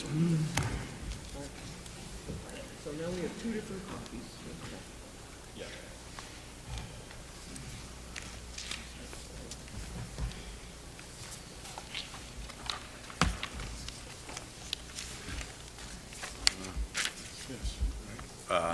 Are they identical? Yes, they are. Says revision 1, April 12th. I just want to make sure the board is, everyone is looking at the same list of waivers. It's dated revision 1, April 12th, 2024. And these are the same. Yes, Can I ask counsel? of course, by all means. Can I, Attorney Pucci, we have not had time to review these, and our peer review has not? I mean, I've reviewed the April 12th, I'm assuming they just indicated April 25th was the exact same, but our peer review hasn't discussed these? Or reviewed them, or we have no information from peer? Do you feel we should be diving into this or waiting for peer? Totally up to you. I mean, people have enough of a handle on it that they can ask questions that they have, get into it, but it's totally up to you. Totally up to the chair. Okay, thank you. I'll defer to the board. My suggestion is, given where we are, dates, that I think we need to start a discussion of these tonight.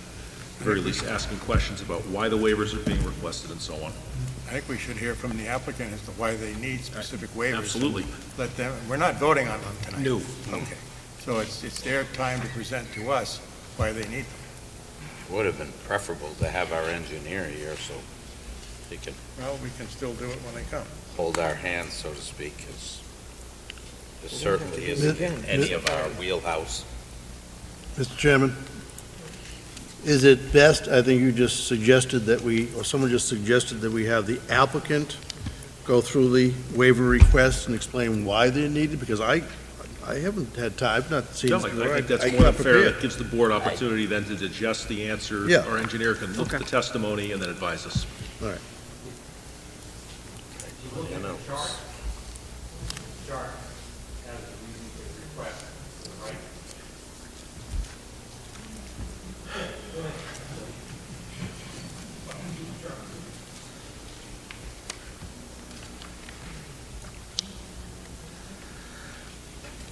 See if I can facilitate a discussion. Happy to walk the board through them as best I can.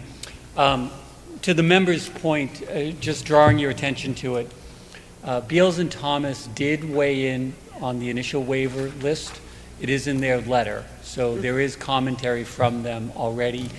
And I'll draw your attention to a number of their responses where they would not raise an objection to the waivers. So for what that's worth, obviously they can weigh in on the revised ones, but you do have commentary from them already at the board's disposal.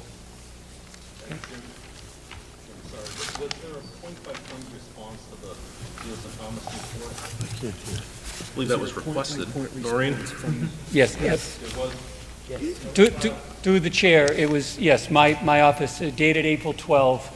It's a point-by-point response to CEI, the Engineering Department, the Water Department, Beals and Thomas. That's all in there, Council. But it wasn't this new plan. It was based on this new plan. Yes, yes, ma'am. Yes. So everything, so up until the last meeting, we had always been workshopping the revised design with the board. We had been clearly indicating the intent and where the design was going, making sure we were moving in the right direction. My office finalized those site plans, provided the point-by-point response, and provided the updated waivers, which is a culmination of all of the collective feedback received, and that's the voluminous materials you received from us a couple of weeks ago. You submitted them on a Friday. Monday was a holiday, so we haven't really had proper time to review them all, I feel. We submitted them on the Tuesday. April 12th was a Friday. No, it is dated April 12th. We submitted them to Ms. Stockman on the Tuesday to be respective of a Friday delivery of materials at 5 o'clock and then a Monday holiday. So they were submitted electronically on Tuesday and also delivered on Tuesday. They are dated April 12th because they were prepared for that. But just to clear up the submission. Thank you. Tuesday, the 16th, right after Marathon Monday. So, Chairman. Right. Mr. Cudero, this is a red line version of the waiver request, and some of them, I'd like to just explain the format you've used here. You have a number of waivers requested, and then you've stricken some of them. They're line draw. Are those no longer requested? Is that what that means? yes, sir. Okay. So it was the intent of the way it was provided. We had provided the preliminary list of waivers with the application. In order for this board to track what changes have been made, the red line version strikes out the ones that are no longer applicable, and the actual red text is where the waiver was modified and or elaborated upon for this board. Okay, so that was my second question. The text in red is new, and it's added to and incorporated into the original text, which is in black. Yes. Okay. So at the board's pleasure, and again, I apologize for any confusion, we can walk through either document. If the board would like to see as waivers have been removed from the project, or if you would just like to see what the applicable waivers are, then we can simply walk through the clean clean document, whichever is your preference. So your red lines are black. The strikeout, I guess technically, the red line includes the black strikeouts. Yes, sir. That makes perfect sense to me. Yes, sir. What's the board's preference? Walk through them line one by one, or? Let's do it, I guess. And which version, Mr. Chair? Right on it. Number 2 is wrong. Holding your, Red line. yes. Red line. Red line version. Residential buildings. What are you Understood. requesting for the purpose of a record in the audience, please? Understood. So, for the record, I am reading from the Exhibit A, Revision 1, dated April 12, 2024, red-lined version of preliminary waiver list.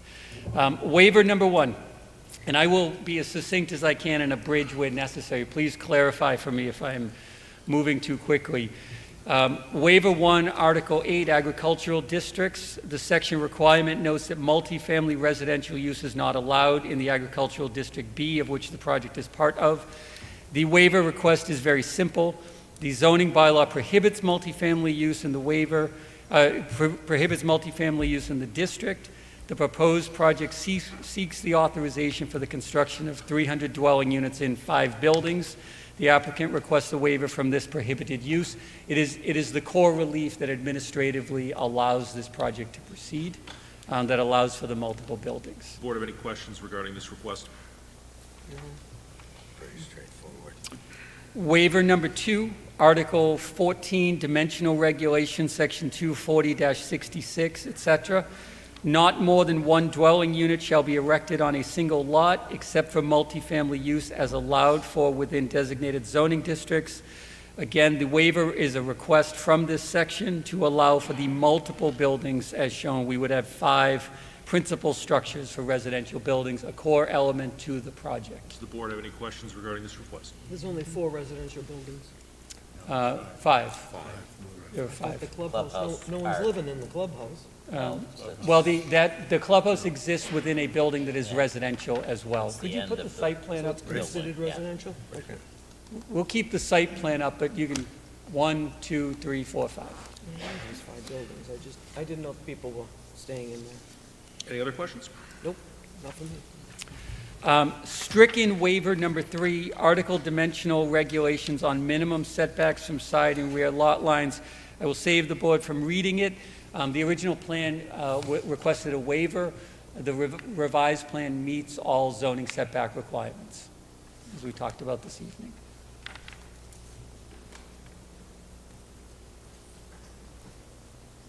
I don't think we have any questions for what's been struck. Okay.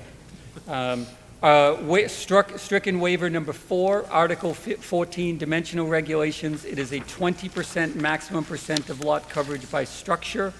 This waiver is removed because we do not exceed the 20% maximum percentage of lot coverage by structure.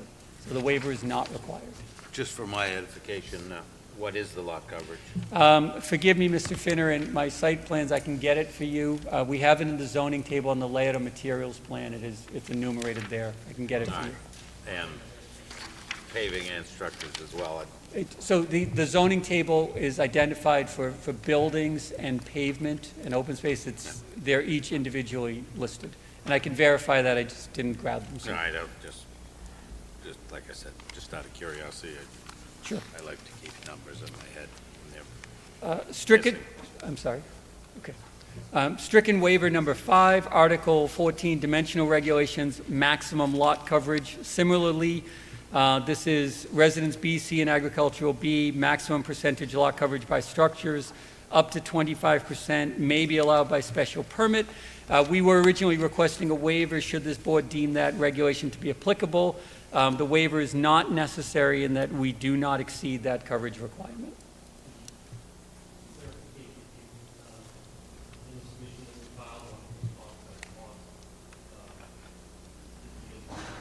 He needs to come up to the mic. Would you mind just coming up to the mic? Just so they'll- Thank you, sir.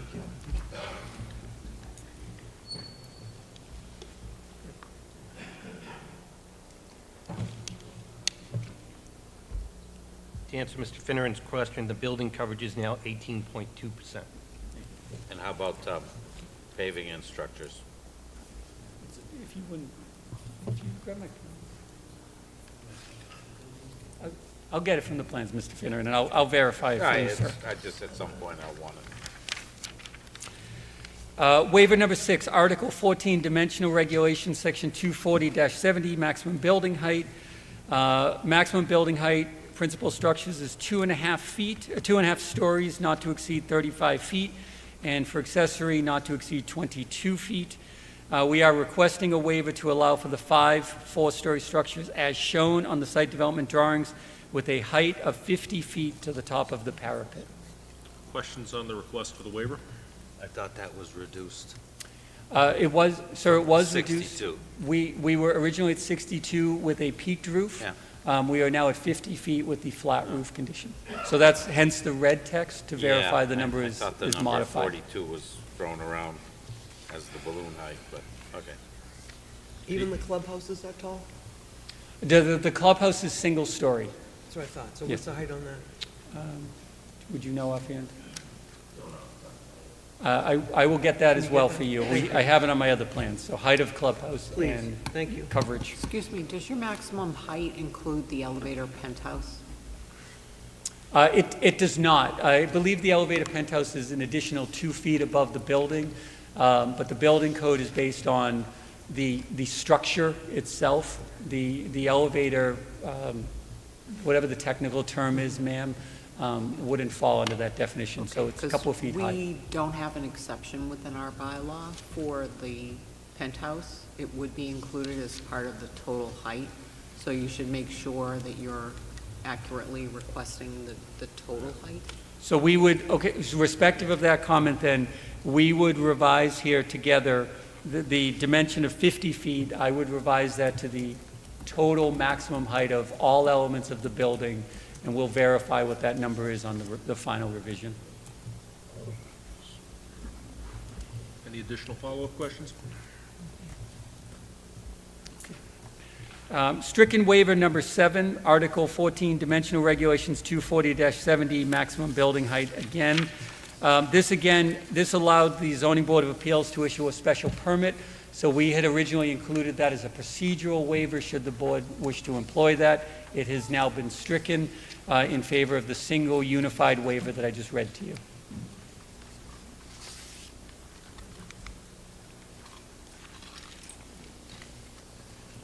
Okay. Waiver number 8, Article 21, Coastal Pond Overlay District 240-97, which outlines development criteria within the Coastal Pond Overlay District, which this site is. Our waiver is noted, it is the applicant's opinion that the information required by this section has been provided, and requests the waiver to this section of the zoning bylaw to the extent applicable. So in our response information to the board, to all of your consultants, we have enumerated the information that the Coastal Pond Overlay dictates, and we believe we are in compliance with it, but would otherwise request the waiver from it. Questions from the board regarding this request? Mr. Chairman, I'm afraid I don't understand what I was just told. Okay. I just have no idea what he just said. It's a waiver for nothing. So are you waiving, are we being asked to waive that or not waive it, or it doesn't matter? I don't know what you just said. I apologize. Let me see. Mr. Freeman will elaborate. The Coastal Pond Overlay District has certain requirements for submission for information really aimed at the situation related to nitrogen. So what we're saying is we believe that we have provided that information, and we believe because it's going to be regulated by DEP that would control, but it would still be a waiver because we haven't formally gone through anything other than you standing in the shoes of any other board, including the planning board, to review it. So if you, in your findings, make a determination that we've complied with that bylaw, the overlay district, I should say, then we don't need the waiver. So we leave the judgment to you. It's as simple as that. It's pretty typical in a 40B to handle it that way. So that's the explanation. Thank you. Mr. Chairman, does this mean that, are we accepting anything tonight? No, or we're just not voting discussing? on any of these. We're just Okay, asking the that's fine. applicant to offer to clarify what they're requesting and their rationale. Thank you. Thank you, Mr. Freeman. Nothing tonight is going to be binding on this board. Thank you. It's just to get into the record what is being requested and why. Phil, could you show me, or tell me what page or where to find that thing that you told me you've already complied with coastal? You took the words out of my mouth. Those were the next words. I was going to draw the board's attention to response number 8, which is located on page 25 of 38 of the package. And that enumerates the coastal pond overlay. It's all matters that we have discussed before the board throughout the course of these hearings and proceedings. We sought to summarize them in a single location. So forgive me for the So we're ambiguity not on going to that. get full details because you feel like DEP is just going to take over? DEP is going to mandate certain elements, and all of that information will be provided to the board, of course. Can you just give, was that page 25? Yes, response 8, which is on page 25. 25. Mr. Chairman? Still, While he's getting that, what responsibility does DEP have for Falmouth coastal overlay districts? The substance of the coastal pond overlay district is really an analysis of nitrogen. And we have, as this board has identified and we've talked through, 2 potential sources of nitrogen. One is fertilizer, which is going to be outlined in the condition upcoming. Mr. Calhoun has already noted it. And the other, most notably, is the wastewater treatment plant. And that's under district. That is correct, sir. So that's the interaction between your coastal pond overlay and our project. Any additional questions? Reading response 8 will probably fill in the blanks, but it's a little gray at the moment. Waiver number 9, Article 22, parking requirements, Section 240-106, number of spaces. The standards below, I'm paraphrasing, the standards below must be met without counting any existing parking necessary for existing activities to meet these requirements. The additional parking required for a change in use or addition equals the parking requirements under 240-108 for the premises as existing, or the actual amount of existing parking retained if greater. Requirements are added for mixed uses. If, for example, both motel room and restaurant requirements would apply to a motel with a restaurant. Our waiver request. The applicant is currently in compliance in providing 517 total parking spaces where 517 would be required based on the bedroom count. The applicant requests the waiver with the intent to reserve construction of 27 parking spaces as shown on the site development drawings that would reduce the parking below a compliant level. So we have made accommodations on the site plan to meet the bylaw with the intent to limit construction to only those required and only build out the full 517 if necessary. Your traffic consultant, Vanessa, weighed in on that waiver as being appropriate in the interest of minimizing impervious cover and development sprawl, if you will.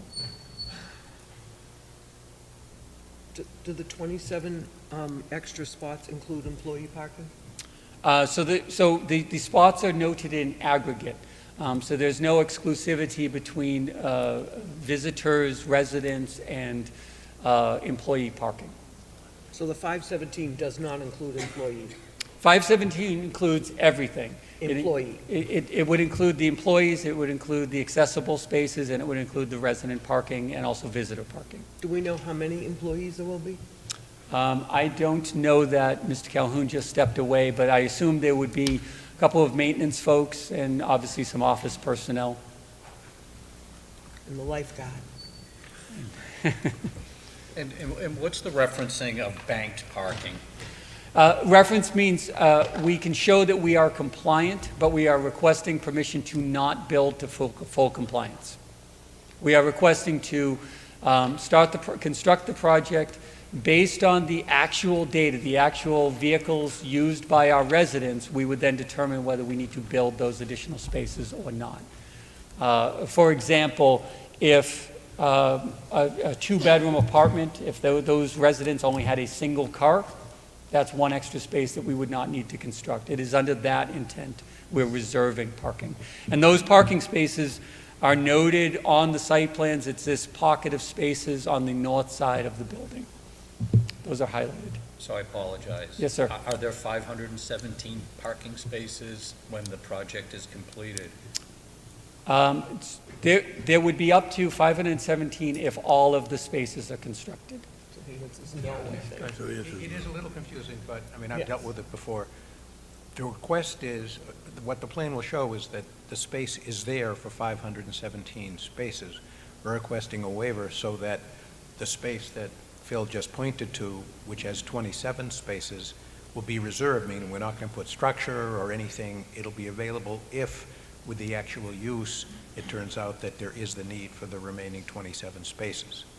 So that's what banked or reserved parking means. It's done, often, not all the time, but, the ability to meet the requirement of the bylaw is clearly there, so that's why we think it's a reasonable request. So you're actually only constructing 490?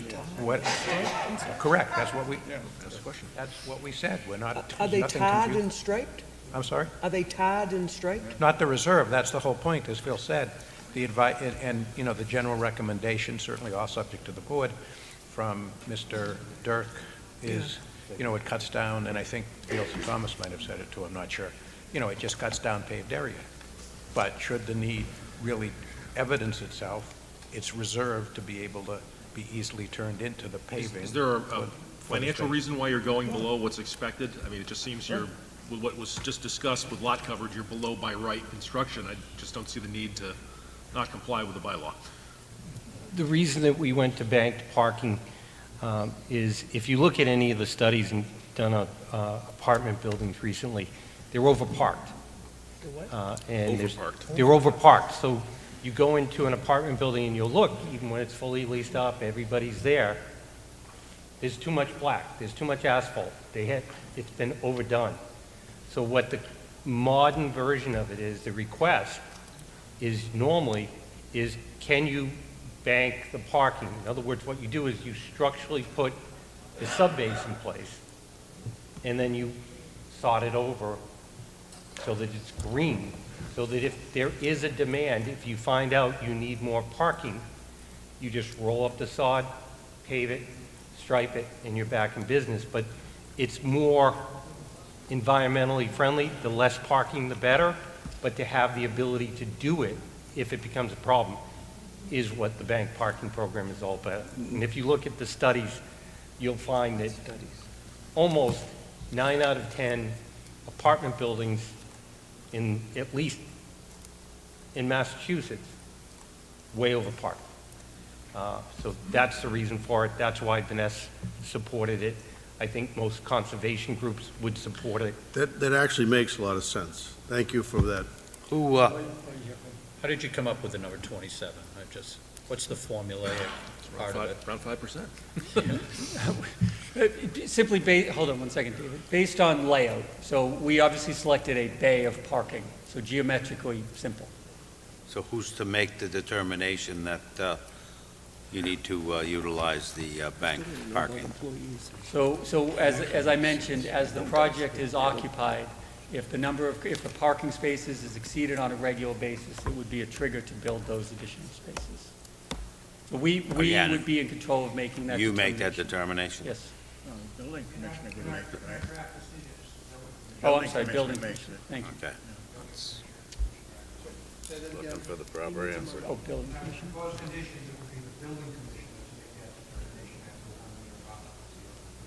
So the proposed conditions submitted with the applicant, the building commissioner will be making determination. Yes. Thank you for clarifying. So just Did a to clarifying comment on- question? Just to comment on that. I'll give I you a mean, second, Jerry. yeah, Corey? It won't be possible. The building commissioner is not going to go out and do a parking study, and is not going to be assessing. I mean, that will be something they'll have to monitor within. Jerry? I'm assuming full occupancy may not occur for several years, but I don't know what your marketing plan is, so that, Our hope is that the property would be leased up in less than 12 months. thank you. While I have you up there, how many employee parking spaces do you need? Excuse me, How many employee parking spaces? We do not designate employee parking spaces. How many employees will you have, Sheila? During the lease-up process, During the what process? there would be 3, would probably drop down to 5. 5 total, and then it will drop back down once we reach full occupancy. So only be 3 extra cars, 5, 5 extra. 5 employees, And are those included in that 517? yes. Thank you. Any other questions? But if I may, Mr. Chair, before we go back to waivers, just so we don't lose sight of it, to Mr. Finneran, 28.3% pavement, 5.1% sidewalk, 18.2% building coverage on the lot. Thank you. And that's labeled on sheet C103 of the drawing set for board It's reference. on C103? C103 in the zoning table, ma'am. Thank you. Yes, ma'am. Anything else on the waiver? Keep going. Waiver number 10, Article 22. Hold on one Oh, second. Oh, I think you got 5% sidewalk, 28% pavement, 18% building and structures. That puts you over the 40%, doesn't it? That waiver is probably coming up. So the waiver was relative to was building coverage. So the building coverage was 25%, and we're underneath that. Okay, so you need a waiver for the Coming up. buildings coming up. All right, like I said, I just want the numbers. Waiver number 10, Article 22, parking requirements, Section 24108, Table of Minimum Requirements. Dwelling units having 2 or more bedrooms require 2 spaces. Dwelling units having fewer than 2 bedrooms, 1.5 spaces. Multifamily developments, 1.5 spaces minimum per dwelling unit having fewer than 2 bedrooms. Place of public assembly, 1 space per 3 persons. Capacity based on Massachusetts State Building Code. This is a similar waiver in that we are providing 517 total spaces in compliance with that, but the waiver requested in that we are reserving construction of 27 spaces. So this is a duplicative waiver because of the way the bylaw has it written. Questions on the request? Stricken waiver 11, Article 22, parking requirements, number of parking spaces. We had originally endeavored some modification to the dimensions that the bylaw provides. We no longer require that. The spaces are 9 feet in width by 18 in length throughout the entirety of the site. The waiver is not necessary. Article 22, parking requirements, 240-108.1, which designates the performance of a loading space. We are requesting a waiver from providing a dedicated loading space. Designated loading zones are not necessary to residential development. Tenant move-ins that require the use of large vehicles or trailers shall be coordinated with property management and may entail identifying areas on site for temporary truck staging in lieu of dedicated marking. Said differently, move-in occurs on a temporary basis coordinated through the management, and trucks can be spaced on site where cars are not currently parked. Wouldn't it make sense, though, to at least have one in front of the clubhouse so that Amazon and/or the post office can make their deliveries without blocking traffic flow? So we would endeavor that one of the standard spaces accommodates the Amazon van, the FedEx truck, the UPS. They're fairly high turnover. They're in quickly and out fairly quickly to stock the mailroom and package room, as Mr. Calhoun identified. Other questions from the board? Yes. Is this standard in the industry? For multifamily residential, sir, it is very uncommon to provide a dedicated loading space because it's, quite frankly, after the initial lease-up, the space would go unused. So this is something you would find at an Avalon site? You could, I don't want to speak universally. I will speak to my own personal experience on the projects that I have worked on, which we do not provide loading spaces on any of them. Okay, thank you. Any other questions? Stricken waiver, Article 22, parking requirements. Section for parking areas of 40 or more spaces, bicycle racks facilitating locking shall be provided to accommodate 1 bicycle per 20 parking spaces. We had previously requested a waiver. However, the revised drawings, we've added bicycle racks and storage rooms across the site. We have 1 bicycle rack located at each building. We have 1 bicycle rack located at the amenity area. We also identified for the board, we will provide lockable bike storage inside our maintenance building, which has been enlarged in size, and each of the individual buildings will also provide internal bike storage. So we've provided the bicycle racks that the code would dictate, or the bylaw would suggest. Okay. Stricken waiver 14, Article 23, Performance Requirements, Section 240-111. Reduce detrimental impact on neighborhood, visual character, including views and vistas, etc. We noted the waiver that requested screening as shown on the site drawings. However, we have removed that waiver in that we have provided the updated buffering that this bylaw would suggest that it is our opinion the waiver is no longer necessary. So we have removed it. We should be putting these up. I'm sorry, we can put them back up. I you. apologize, we went to the site plan.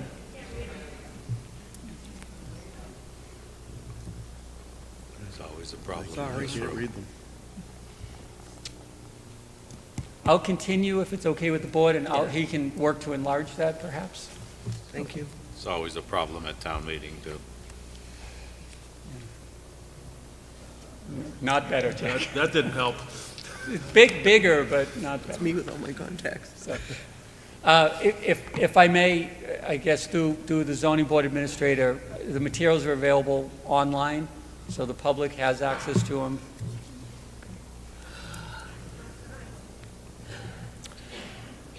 Waiver number 15, Article 23, Performance Requirements, 240-111, Site Design. Reduce removal of trees with 4-inch trunk diameter or larger and reduce area of wetland vegetation displaced. The waiver is requested to construct the project as shown, which would include the removal of trees that could be larger than 4 inches within the limit of work area shown on the plans. There are no wetland disturbance areas on site, so it's the waiver for tree removal. Board questions on this request?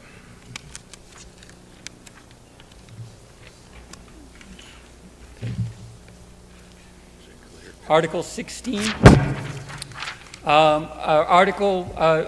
Waiver 16, Article 24, Landscape Requirements, Section 240-116. The landscape plan shall be part of the application for which it is required in 240-115. It shall be drawn at a scale of no greater than 1 inch equals 20 feet, and the language continues. The waiver is simply to allow a plan that exists at 1 inch equals 40 feet to coincide with our site development plans. No loss of information, just change of scale, which is incongruous with your bylaw. Board questions on the waiver request?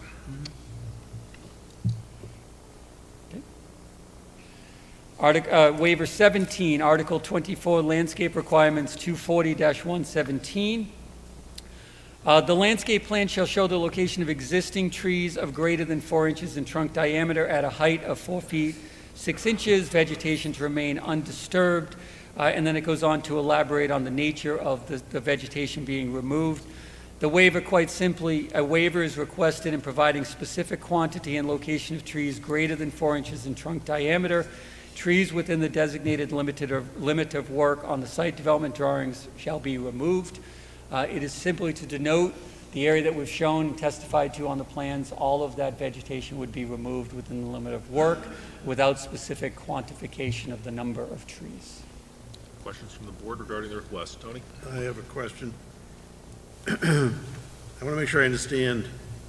If you're not identifying the tree, I understand what's going to come down, wherever the buildings are, that, I understand that.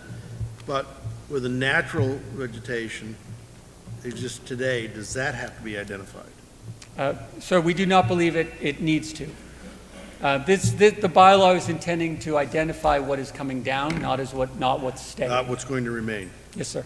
So how do we identify clearly what's to remain? For instance, in today's walk, there were no stakes that said this is where the natural existing vegetation will remain. We don't know that. You could do anything you want once you have a permit. I don't understand how we're going to know what's going to remain if you haven't identified it. So I think I could answer that. I'll do my best to answer it. For the purposes of today's site walk, I think the bylaw indicates that the board wanted to see building locations and property lines. That's the information that we staked out and had ready for you. We didn't have limits of work noted on there. The typical program, order of operations, the site plans would designate for you dimensionally what is intended to come out, what we're keeping.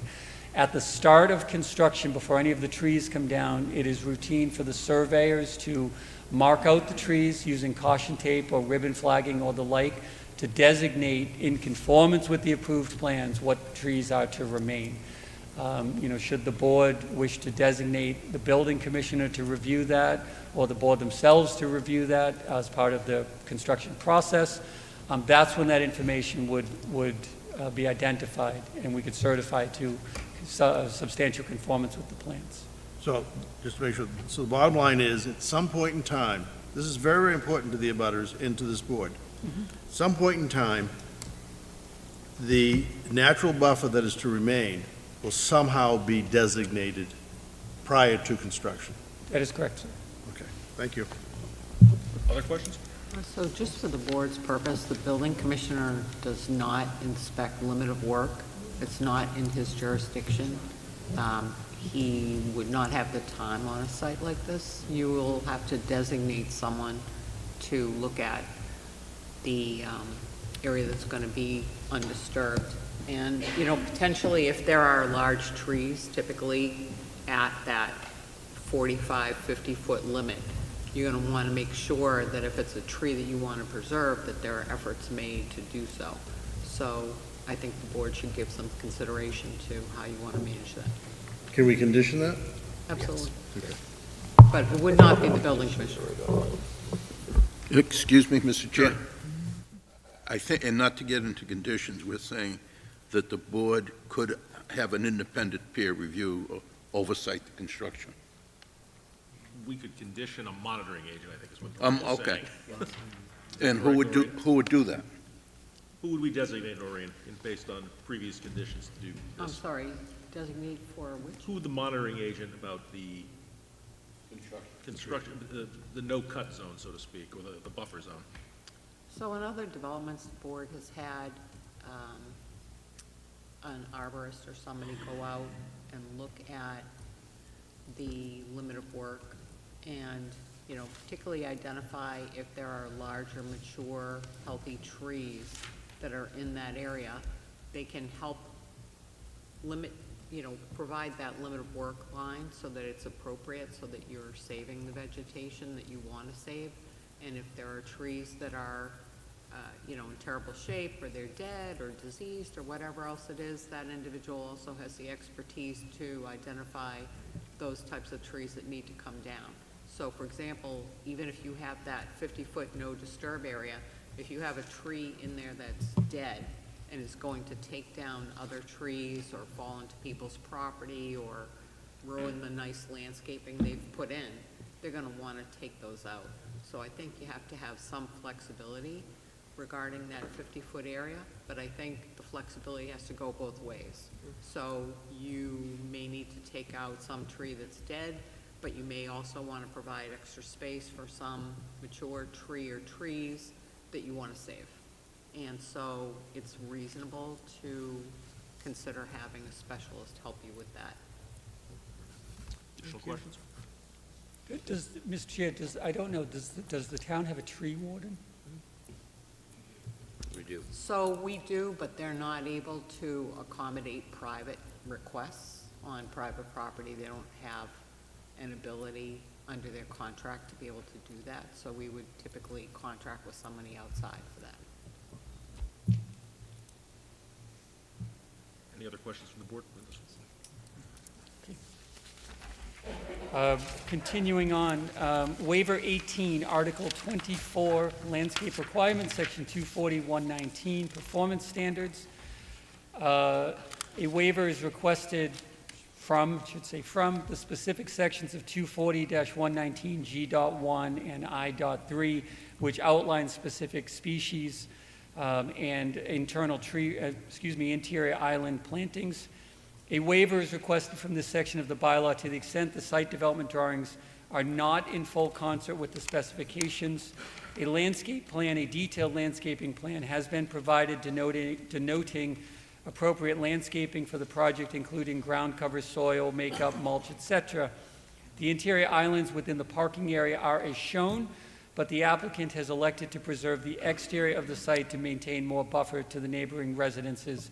I'll pause there. Said differently, we don't have a lot of trees on the interior island, as we've looked to put them in the buffer and on the perimeters and on the street trees for the roadway. And then goes on to say, additionally, a screen berm of 2.5 feet in height, supplemented with plantings, is provided along the denser residential properties. 2.5 feet is the height utilized by engineering calculations for headlight glare.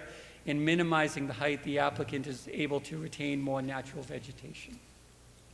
Questions from the board? Yes. Tony?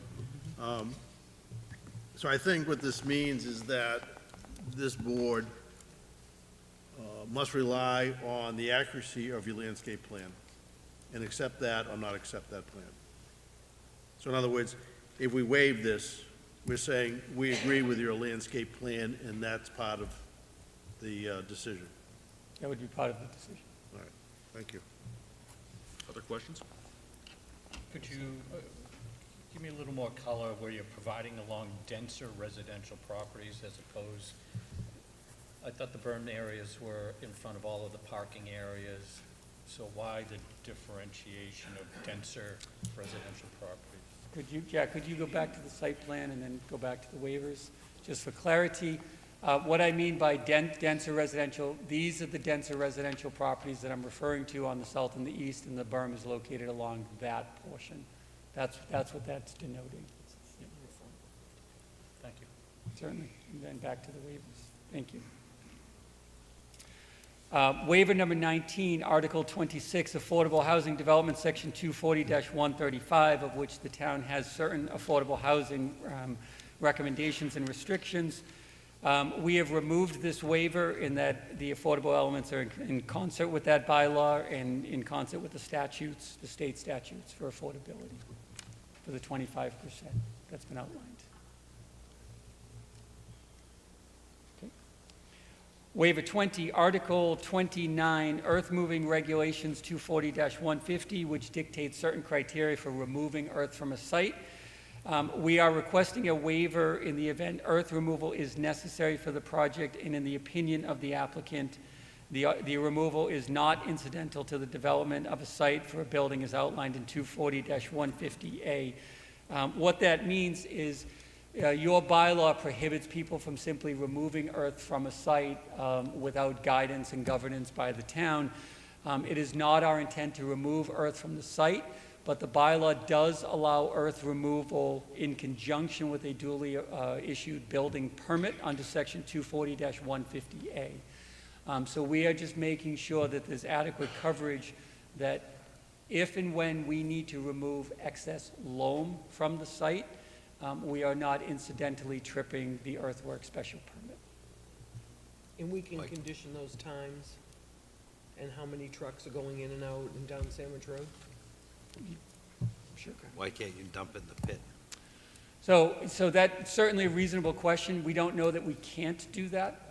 Certainly many more questions to be asked, but as we're at the preliminary stage, we need to assume the most conservative, which is that it would leave the site, and that's what this does for us. Should all of that material be able to stay on site, this is, an insubstantial waiver, if you will, or it doesn't really do much. Maybe we put it in the gravel pit, maybe we put it in the berm, maybe we put it in the excess area. We just don't quite know yet. But this allows us to make sure that all bases are covered. May I So ask? if there's no quantification then, if the board grants this waiver, you can just remove as much as you Right. want, That's correct? what I mean, Like, it is too, yeah. there's no limit on your accessibility if the board grants this. There is not, ma'am, but the bylaw 240-150A also does not require quantification. It asserts that if the earth removal is necessary and pertinent to a building permit, it can be removed from the site. We are most definitely not conducting a gravel excavation operation here. We are only conducting earthwork operations in support of the 5 buildings residential buildings. So we meet that criteria. The redundancy of the waiver is if in any way, shape, or form the board determines that we don't meet that criteria, hence the waiver. But we believe we're in compliance with the bylaw as currently written. I'm sorry, Noreen, this So is one that I this- did not, on my reconciliation sheet, what did our peer weigh in on this request? Well, I think that would be my comment, would be that what we might want to do is condition some oversight to the parent engineer, so that we're making sure that we're protecting the town and that there is oversight as opposed to, you know, whatever volumes that are being removed, that, you know, our on-site engineer can look at that. Between the hollow and the pit, I just don't see the need for this.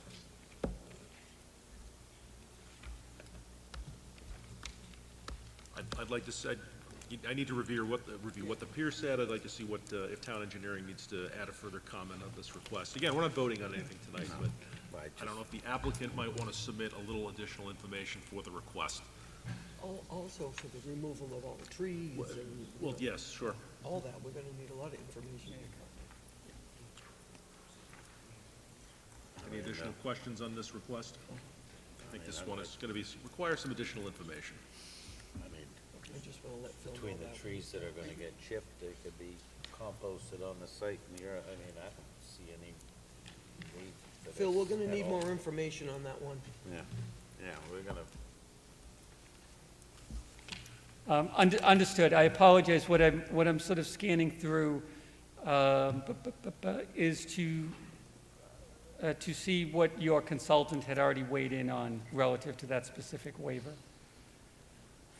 But we can circle back to that in the interest of time. Please. Because it would only serve to make the pit a greener area. I mean, I know we have a Save you money, concern too. with all the trucks that are gonna be, Yeah. you know, all the trees. Traffic on the There's road. gonna be, you know, a lot of traffic between the involved chipped and- wood and all that excess, Right. I don't see why you can't. Noted.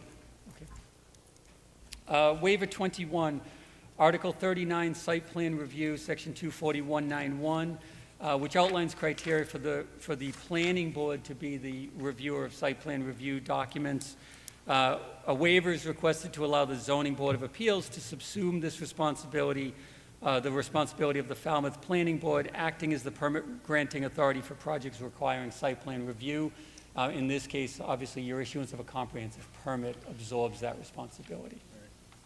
Questions on the request?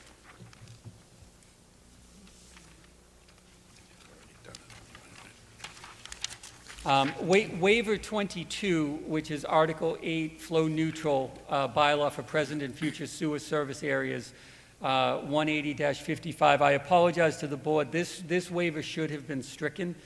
We are not in a sewer service area, so therefore it's not applicable to us. So 22 will be deleted.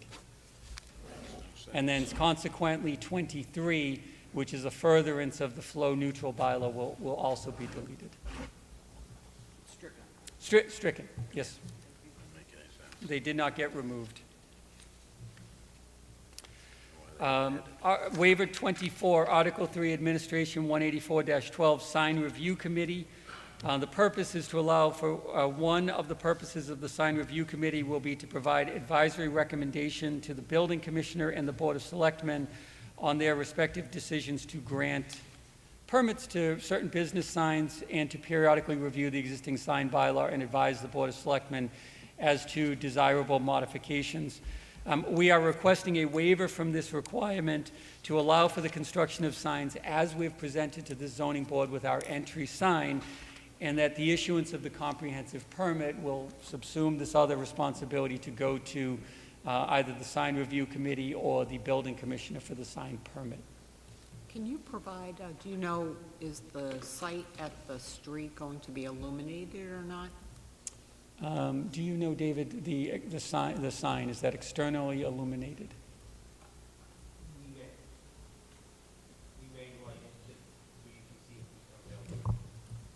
Okay, so, yeah, that would just be a detail you'd want to add in, just so that we make sure that it's focused on the sign. Any additional questions?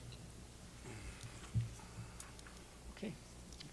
Article 20, waiver 25, Article 3, administration permit requirements. This also is relative to signage. No sign shall be erected, display altered, unless application has been filed to the building permit and the building commissioner. Again, the waiver is requested. This board will approve the sign as we've presented to you. The building commissioner will ultimately issue a building permit if one is necessary for it, but you are reviewing it for dimensional conformance, square footage, et cetera, as we've presented it to you. Questions?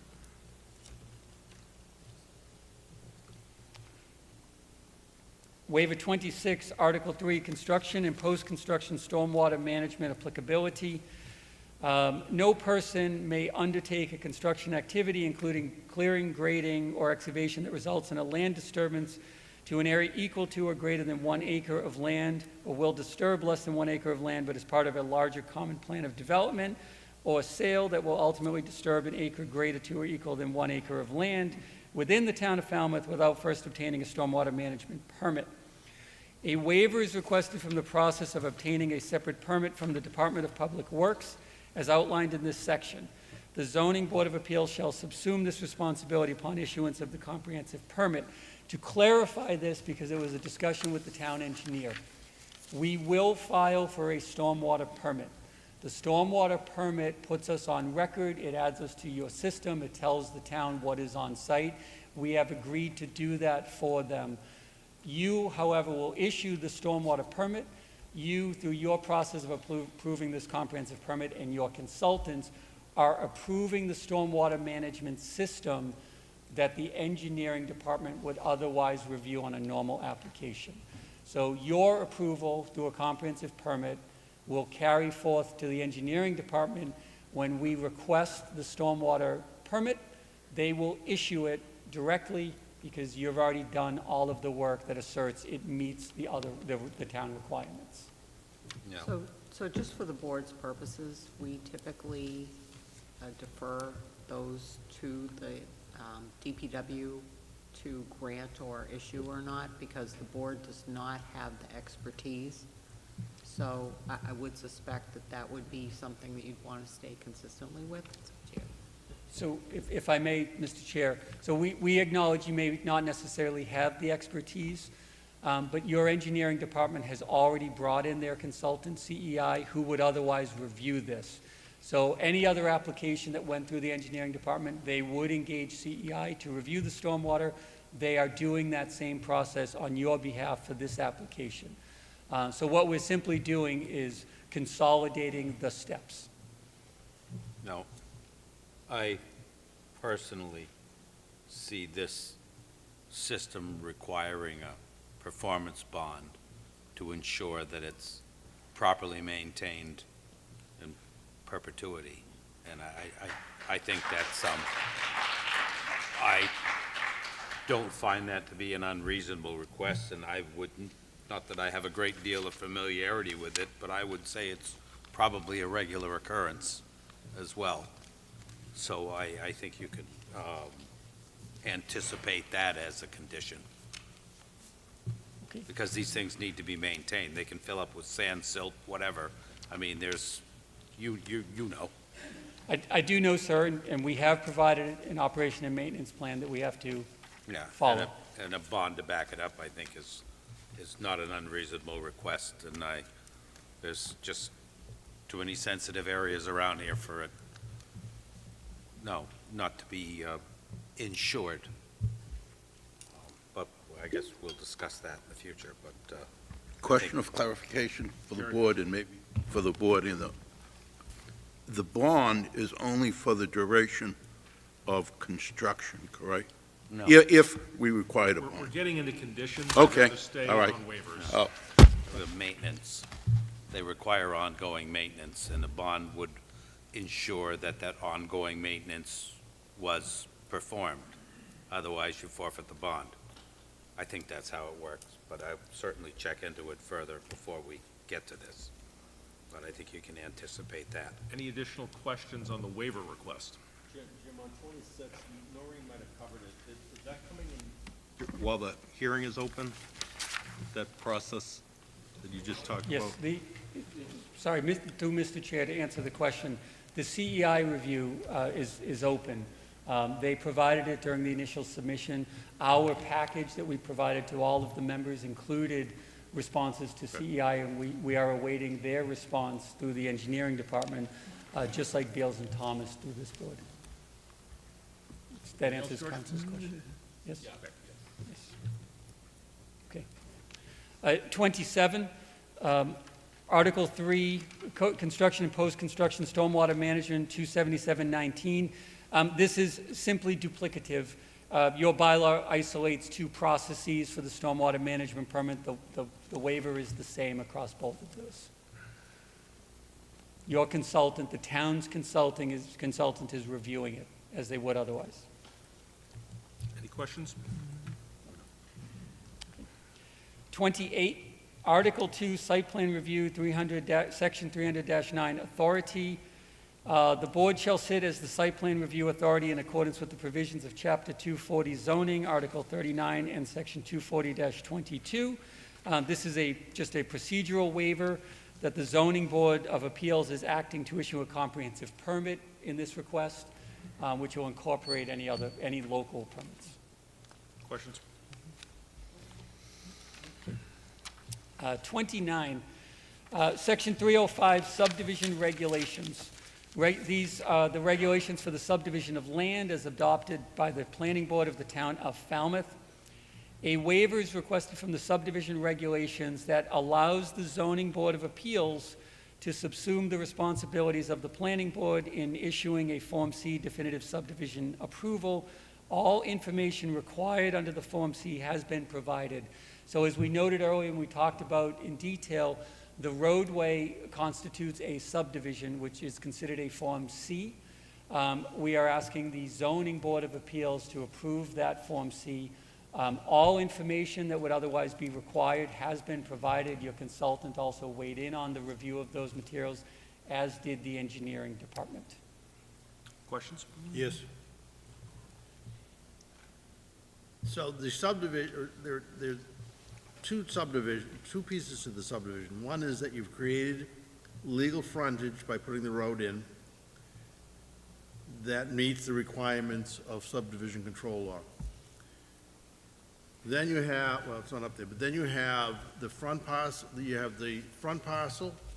you put the site plan back there? Of the large lot, and you have the parcel number 2, proposed parcel number 2 in the back. So the subdivision is really separating the large lot into proposed lot 2, proposed lot 1, am I correct? The subdivision is the creation of the right-of-way, and then the division into the two lots. So those And then the division into 2 lots. Correct. All right, I guess I understand that, thank you. That's nothing to do with the roadway. No, the subdivision has everything to do with the roadway. The Form C is the creation of a way. In this case, it's a private way.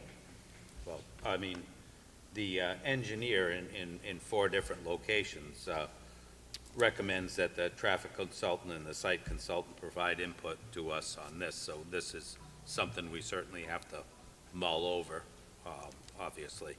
I just want to point that out, because on page 3 of the engineering report, it doesn't necessarily agree with this waiver. On, as I say, in 1, 2, 3, 4 different references, actually 5. So if I may, that is upcoming, of course. We're going to get into the individual waivers next. Your engineer recommended the town's consultants review it. Vanessa has seen it. Beals and Thomas has also seen it, as he had recommended. So again, through the initial Beals and Thomas review, they provided some commentary, which is addressed in my letter. It's identified in there or copied in there for the board's convenience.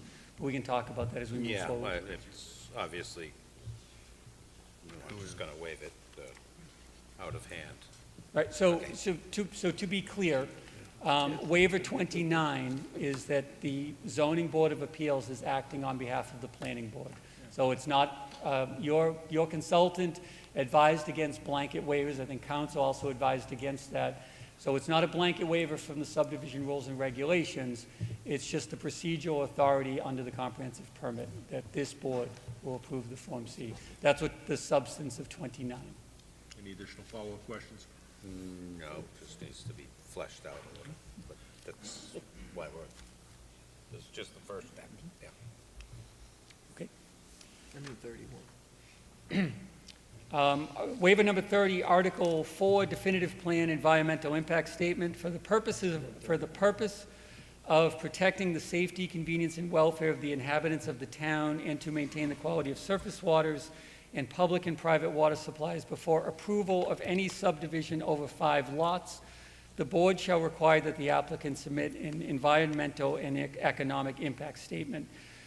It is the applicant's opinion that Section 305.14 is not applicable since it does not involve a subdivision over 5 lots. A waiver is being requested to the extent it is deemed applicable because it was raised through correspondence. But it is very clearly we are not over 5 lots as the bylaw outlines. Counsel, do you want to weigh in on this issue, or do you want to perhaps circle back to it? Yeah, there's some Yeah. fuzzy math there.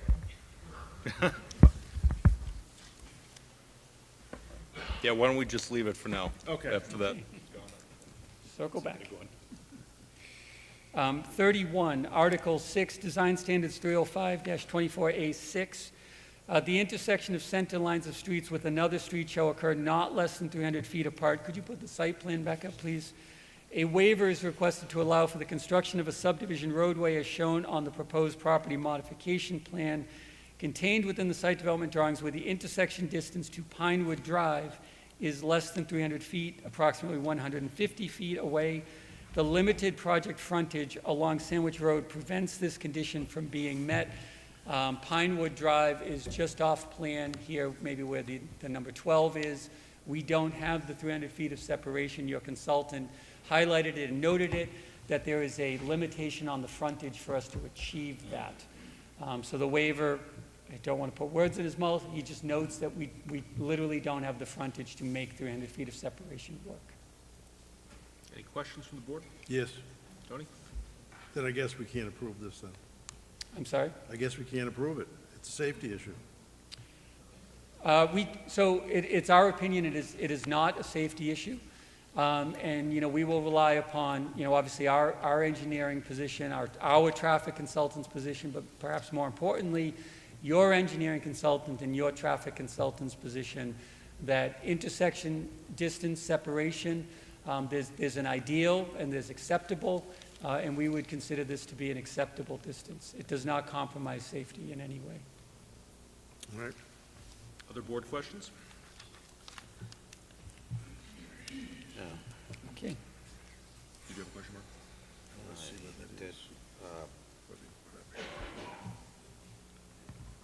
No, I mean, again, it's referred to here by the engineer report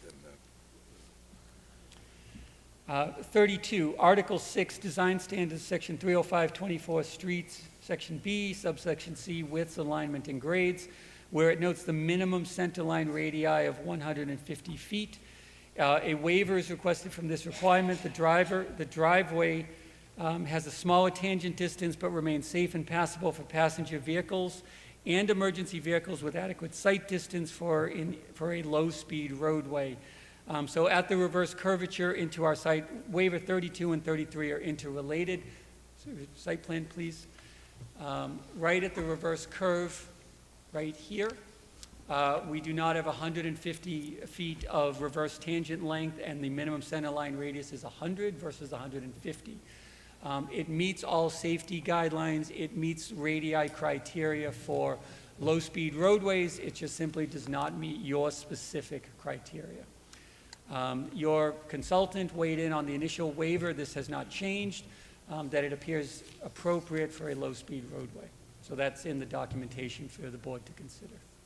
again, the engineer notes that there is available land controlled by the applicant to design the road that meets the standard. And I mean, this is, I mean, it's repeated here, and I mean, and it goes back to your unwillingness to use the land that you control for a reason that, from day one, you haven't been clear to us on. And I just question whether there's going to come a time where we got to push back. So allow me to elaborate on the two waivers in terms of the roadway design and the criteria against it. So as I mentioned, they occur right in this location where we have a reverse curve with less than 150 feet of tangent between two curves, and then we have the smaller diameter radius. So the board may recall that this original roadway was much tighter to the north property line.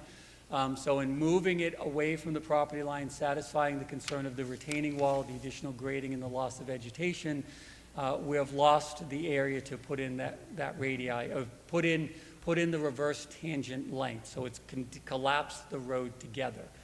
In terms of increasing the radii, it's largely connected to our decision, our desire to consolidate the geometry across the easement.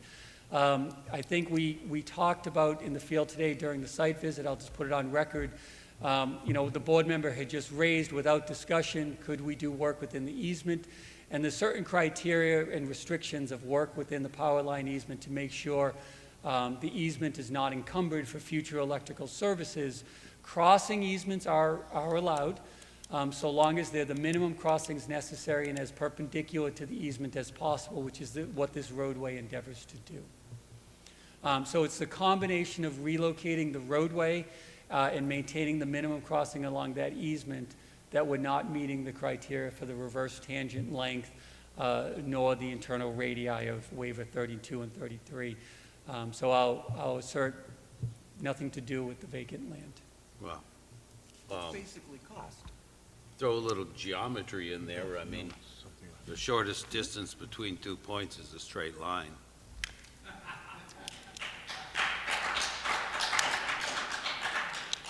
That is correct. Shortest distance between 2 points is a straight line. I don't think that we've been fully transparent I don't think throughout so the either. entirety of the process that the idea is to reserve the opportunity for the development of that future land. And that's what this roadway does and accomplishes.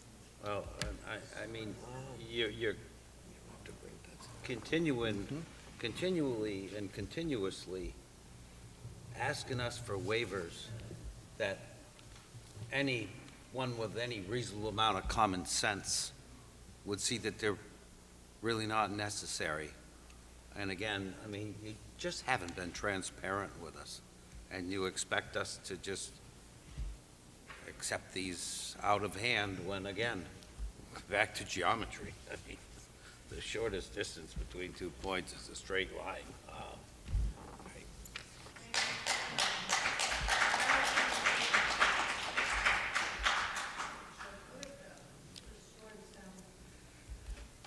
So 32 and 33, those are interrelated. So, moving forward. So, I mean, we can throw them both out? 34, Article 6, Design Standards, Section 305, 24 streets, D2, dead-end streets, and 3.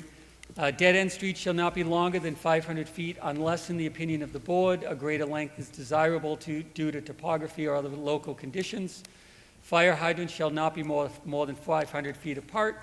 Dead-end streets shall be provided at the closed end with a turnaround having an outside street line radius of at least 60 feet. The width of the paved loop shall not be diminished and the grade shall not exceed 3%. T-turnaround shall consist of an 18-foot minimum width of pavement approximately at right angles to the street, at least 80 feet in length with maximum grade of 4% and minimum curb radii of 25 feet. A waiver is requested from strict adherence to this section of the rules. The proposed roadway exceeds the 500-foot length. As shown, the project seeks to allow for the internal roadways as shown in the site development drawings to act as a sufficient turnaround, as a turnaround of sufficient grade and width for emergency vehicles as shown on the swept path analysis plans. The project also provides a boulevard roadway such that if one side is incapacitated, The other should remain open for emergency response and/or emergency exit. Said more simply, the terminus of this roadway is actually the entry into the easterly. It does not have what you would consider a standard turnaround cul-de-sac. However, on the subdivision plan, we do have the appropriate area designated for the T turnaround as specified under the bylaw. So we are asking for the waiver to allow for the quote-unquote dead-end roadway longer than 500 feet with the turnaround that we have provided. In addition to that, the site itself actually acts as the turnaround for all fire apparatus equipment should they need to enter it. The site design is obviously with the buildings on the inside and the parking on the exterior. Questions on the request? Can you go back to the photo again, the site plan? This is a request for a road longer than allowed and longer than necessary. What would be the length of the road, again, if you used the straight line geometry? Still greater than 500 feet. So What would that be? So a couple of points is the bylaw says it shall not be longer than 500 feet unless the board approves it, which we presume would be in consultation with the fire department, which is really where that requirement is born from. We're asking for a longer roadway. Should we, consider the point you're making about connecting the dots between 2 points, it would also exceed 500 feet to get to the entry point of the site. Can you put a number on that? Can you quantify that for me, please? Not as I stand here, but of course I could quantify it. I would only be Take the guessing. scale out of your pocket and you could do it. You pulled it out before. Sure. I don't have the scale, but we can get that answer for you. But in all cases, it would exceed 500 feet. But how much, it'd be nice to know how much more. So for clarity, You're adding a couple of, 150, a couple of hundred more feet? So That's not necessary? Sure, so let me just clarify so we're talking correct numbers. So as designated on the plan and as labeled on the profile sheets, our roadway, bear with me for just a moment. I just want to make sure I get this for you.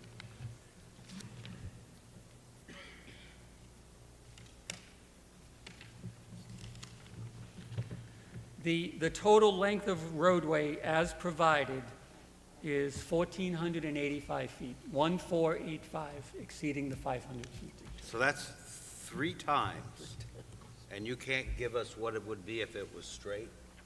Well, we're certainly going to need that number, because, these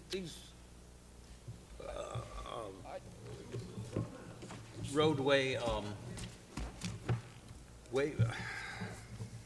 so I think the way I would answer your question, sir, is You're asking for 3 times what more you than asked, more than the standards allow, and you could reduce that request considerably, and we're simply asking for a number, and you can't put it on it. So the way I would answer it, sir, is you're asking me for a definitive number. And while I'm not unwilling to provide the number, I don't want to guess and give you an incorrect number. What I'm suggesting to you is that if your premise of simply connecting the dots from point A to point B, what is that Absolutely. dimension? I know that this roadway, as it exists, is 1,485 from here to here. Would this, connecting the dots to that point, be less than 1,485? Absolutely. Yes, it would be. It would still be greater than 500 feet, and I would still request the waiver from you. I guess I would further assert that what I'm asking you to review is the plan that's in front of you, which is what your counsel suggested that we do, is provide this plan to you for your review and comment. So, follow up. I have one more thing. The standard of a dead-end road, as Phil explained, starts from the olden days when you only had so much fire hose on your truck. That's why these plans, when you look for a waiver, you go to the fire department. You can shake your head, ma'am. It's a safety issue. Fire Absolutely. department, absolutely, in the fire department, It's not from the olden days, it's still today a safety issue. your fire department has reviewed it and it is safe, and they are acceptable with the distance of the road. Your engineers have reviewed it, and I don't think there's any objection to it. Well, Let me ask this you're getting question. some injections right here. May I ask a question, Mr. Chairman? Tony, go right ahead. All right. These roads, when the limit is set at 500 feet, it's about safety. There's no questions about fire safety. And when you have a road that's nearly 1,500 feet long, you've eliminated the safety issue. All right, why did we even have a bylaw that requires a road not to exceed 500 feet? Why would we waive that? Why would we have to actually rely on our fire department? Why couldn't we as a board just say, no, we don't agree with our fire department, we disagree. Common sense says that we have a safety issue here that we just cannot waive, especially since all of this could be moved forward. We know you're trying to reserve that front piece for another project. We understand that, all right? We know that by putting that roadway in, you've created essentially just A&R. You could put A&R lots in if you wanted to. We know that back in 2004, BSS designed a 25-lot subdivision, so we know what can go in there. We know that you can straighten that road out with regard to the issues, but why don't, as a board, why don't we just consider that we believe common sense says we don't waive this? Why should we waive this? Because our fire department said we should waive this? If it's a question, I would just want to rely on that the fire department reviewed the plan, and they commented on the safety aspect that you're referring to, sir. On this plan, we never heard back. Yeah, just, Mr. Chairman, that's all I would say. If you want to disagree with... I can't If hear you you. want to get disagree closer. with your fire department, certainly that's up to you. I mean, you're the board. We obviously would advocate that that's not No, appropriate. it's just a question I have. It's just a question. I'm not saying I disagree with our fire department, all right? I'm not saying that. I'm asking the question that should we disagree with them?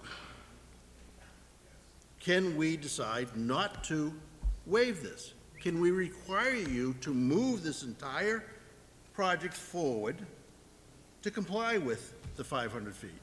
Just because our fire department says, well, it's okay. I'm not saying I disagree with them. I'm not trying to, we have a great fire department, right? But sometimes common sense has to apply here, and sometimes this board just has to apply common sense. So I'm not saying what we're going to do. We're not conditioning this right now, but I'm not sure we should just agree to waive something like that, especially when you have options to shorten that road. The answer is simply, Add on to that. We didn't say we disagreed with the fire department. You did. And I'm sure that if we asked the fire department, would it be better if that road was straight and shorter?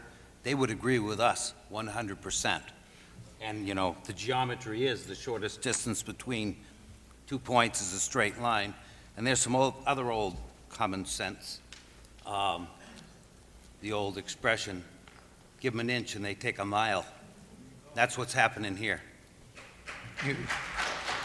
I think it's quite clear how you feel about the project, and you may vote your conscience ultimately at the right time, including with conditions. There's also very strong case law. You don't redesign a project. If there's not a safety issue, you can rely on common sense, but there's been no indication of a safety issue from our traffic consultant, from your traffic consultant, from engineering, or from the fire department. So I don't think, just put simply, that you can rely on common sense. You can do whatever you want. The question is, will it withstand review?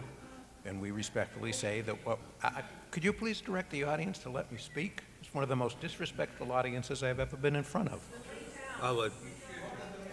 Mr. Chairman, Chairman, you need to yell. I've been under the weather, so when we're done and we pick a new date, I have to leave at 9 o'clock. I'll stay if it's still interchange with you, but I'm not going to simply stay here at the risk of my health to be disrespected like that. I'm stating that publicly, and that's the only reason.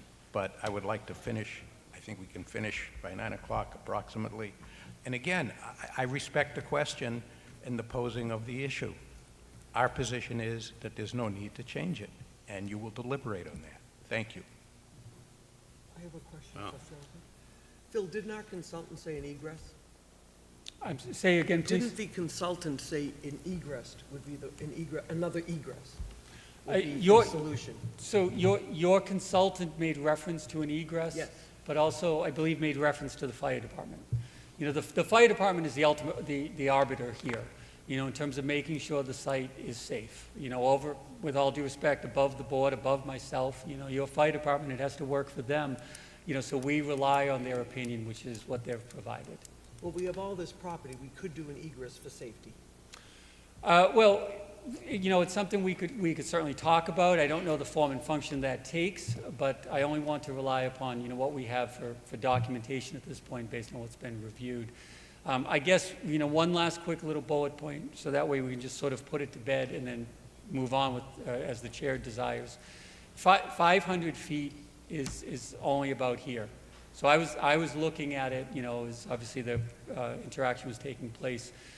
So again, the waiver exists regardless. Regardless of whether we accept the premise of connecting the dots between 2 points or the road as we've presented it to you, the waiver would be unchanged. And an egress can happen. Well, it wouldn't be unchanged because you would be asking for less Mr. Chairman. than you're asking now. And, I mean, the question also is, would it be safer with a straight road? And I think the argument could be made, yes.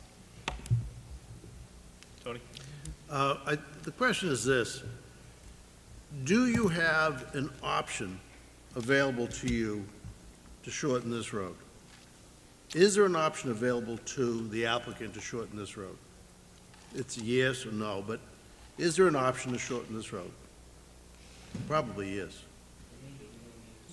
So I know you're not going to appreciate this answer, but to answer it, this is the roadway necessary to get to the site. If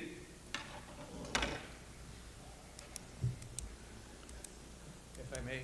Certainly. And again, I know where it's coming from, and I understand your view about the remaining land. That's your prerogative to not be comfortable with that. But what I can say is, based on case law and 40B, is no for the proposal that we have with the land divided as is proposed, which we have a right to do. It can't be shortened. And again, the case law is strong. You don't, zoning boards are not supposed to redesign a project, and we have a right to configure it as we want.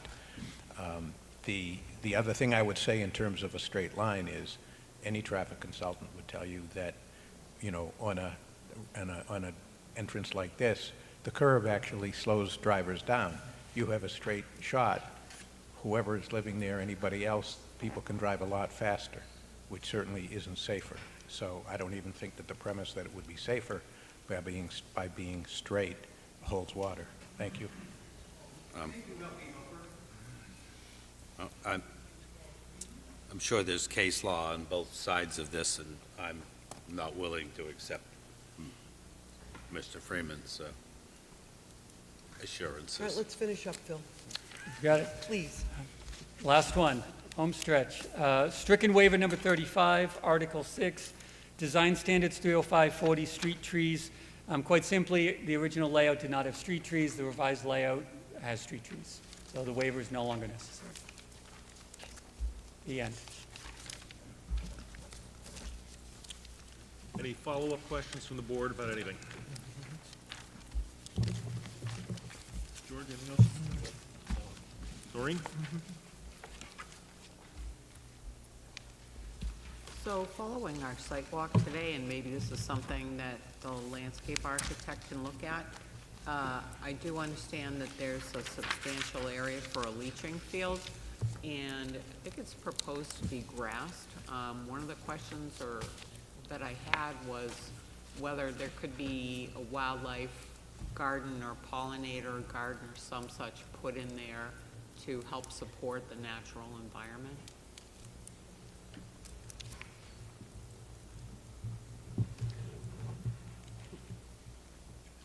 Noted. I'm sorry, Mr. Chair, I didn't know. It was raised during the field walk when we were seeing sort of the area. We'll look into it. Do we want to set the next date, or do we want to get into public comment right now, Noreen? I think it's probably good to hear from the public. I mean, we have, Can you you want pull to that a little establish the closer? next date? Noreen, can you pull the microphone? I'm even having trouble hearing you. Sorry. So for our next proposed date, we're looking at May 9th. And just for the board's and the public's information, as of today, that would be our last hearing, based on the amount of time that the state has allotted to us to hear this case. So that will be the last hearing unless the applicant grants an extension. Like we granted him an extension when he wanted the week off? So we have There's a little some, yin and yang here, isn't there? You gotta knock it off. No? Well, we did. Wouldn't that week be nice right now? in terms of our evidence gathering, Noreen, and to George, we have waivers that are going to have to be voted on individually. We have, in terms of outstanding, what do we have in terms of our peer needs to get back to us on the revised plans? Fire department and additional referrals. What else is outstanding at this point?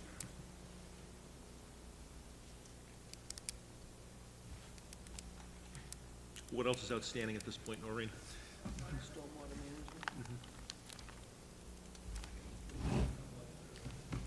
So we will have a reply from the stormwater engineers in addition to our peer for the revised plans for our next meeting.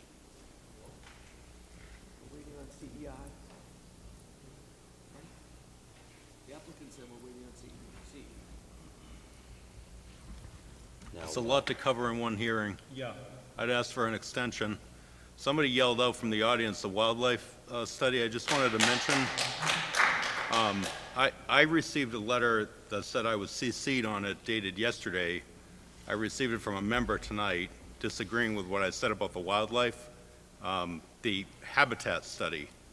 And I don't appreciate it, and I'll be replying to it. And I think it's a big mistake that you're not giving any real feedback to issues that are coming up. So you can hide behind writing a 2-page letter and not delivering it to me, but it's not a legitimate response, okay? Because it calls for back and forth. So you have a lot to cover. In my opinion, you don't have enough time with one more hearing session. I would urge the applicant to agree to an extension of the public hearing deadline. And if they don't, you'll have to just have your last hearing session, be left with the information that you have, and then you'll have to deliberate on a decision and issue it within 40 days. So if that's where we're headed, so be it. What's the position of the applicant, Mr. Freeman? The position is that we don't think it's necessary at this time, an extension. Certainly we'll consider it on May 9th if it seems appropriate, and if the headway has been made, we think that we have provided the information. Mr. Pucci, I emailed a copy of the letter to you yesterday. If it didn't I go didn't through- receive an email from you yesterday. I can show you that I did. It could be an email problem, but I know... I have my email right here on I'm my not phone. questioning your validity or your truthfulness. I'm saying that I have to go back to mine, but I know that I copied you on the email to Noreen. Right, and I didn't ask for a written response delivered the day before, which I didn't receive. I asked for a good faith response because it's an issue that people are concerned about. And the process, You can be the as process antagonistic calls as for you a would back like to and be. forth. Yeah, we The respectfully process calls disagree. for back and forth with the applicant and the board and the public, okay? A lot of issues are discussed during the public hearing that aren't necessarily in anybody's jurisdiction. It's a back and forth, it's a negotiation, it's something that the state encourages, the Housing Appeals Committee encourages, a back and forth process. All you're doing, you're sticking to one plan. If that's the way you want to do it, and close the hearing, we'll do it. Whoa. We'll deal with that on May 9th, but we have made many changes. Whether or not they're satisfactory, that's in your ultimate determination, okay? Number one. Number two, From the very beginning, months ago, and probably even before you were involved, but since then, we suggested workshops. You talk about negotiation, the ultimate workshop, the ultimate possible negotiation properly done in Massachusetts, and the open meeting law and all of that is workshops. The board didn't want to do it. So I do respectfully disagree with you. Certainly, you're entitled to respond to the letter. I'm sorry you didn't get my email, but that's where we're at, so thank you. Oh, wait a minute, Mr. Freeman. I have one question for you. And before you get to that, just to clarify the issue, yeah, I'll respond to your letter, but so that everyone knows, you're refusing the habitat study that Mr. Goddard That is the clearly answer. laid out. We already had, you asked us Yeah, to you reconsider, refused and it. as my letter said. So that's the answer. We are, and the main reason is also that the owner hasn't given permission, but we also, what you neglected to say, is put in writing the proposed condition, which our expert, based on. Look, if we're gonna play, if You're- we're gonna you're play the interrupting. game, if we're gonna It's play this 9 game, o'clock. let I'm me, gonna go. I'm not gonna be interrupted. I'm not gonna be treated this way by any board member. well, let me If you clarify for you, No, because okay? you interrupted me. Go ahead, finish. Yeah. Earlier in this hearing process, weeks or months ago, we submitted a letter from Mr. Goddard that explained that even if there was a study that showed something, based on the state law and the habitat map as it is, the likelihood is that nothing further would be required other than the pre-construction turtle sweep and monitoring and protection during construction. And that's what we said we would agree to. So we're not being evasive. The answer is very clear. We said it before, and as my letter said, at a hearing a long time ago, I think before you were involved, the chairman agreed that we have complied with what the state law requires, and that's it. So I'm not going to get into any further debate, but that's the contents of my letter. Yeah, what I'm telling you the debate is that it calls for a back and forth and a give and take, okay? Mr. Goddard laid out what the habitat study would Excuse me. entail and the Can- seasonal Mr. Pucci, thing. hold on one second, there's a clarification that goes to your advantage. Mr. Pucci, you did not enter into this process until the board had completed 2 hearings. Just as you asked questions about stormwater and that things hadn't been submitted. They're already submitted, they were already reviewed.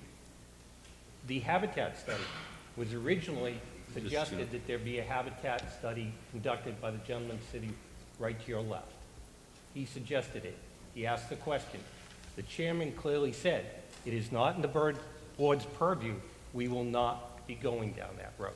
You We also had significant testimony since then on that issue. But, Yeah, but and- testimony is testimony, sir. You can't keep saying that something needs to change. Then don't start putting words in my mouth. Sir, watch the video. No, it's a real problem because you're skirting the issue. Mr. Goddard laid out what the habitat study would entail. Yeah. And we asked you as a give and take, not that the board has jurisdiction over natural heritage issues, but a give and take. Explore the site. See what's there. Come up with conditions. Mr. Goddard laid it out. We asked you if you would do it voluntarily. You choose the day before the hearing to send me a 2-page letter about how you object to the way I characterized the request. It's a perfectly reasonable request, and it was still timely for him to be able to do it. So, and let me say something. You know, early on, Cape Cod Commission commented on this. Cape Cod Commission commented on this. Yeah. And they urged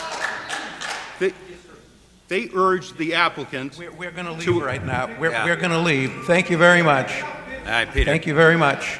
Thank you. Hey, Peter, I just want to comment. It's a give and take. We gave you a week off, now we want to take it back.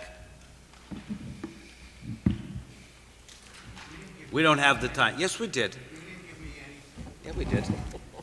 Cape Cod Commission, very early on in this process, in their initial review, urged the applicant that they would look at the site in its entirety because of the environmental sensitive issues that were on that site.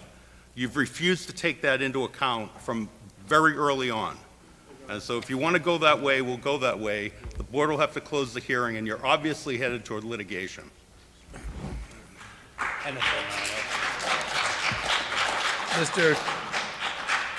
Mr. Chairman, Mr. Federucci? may I just ask a question?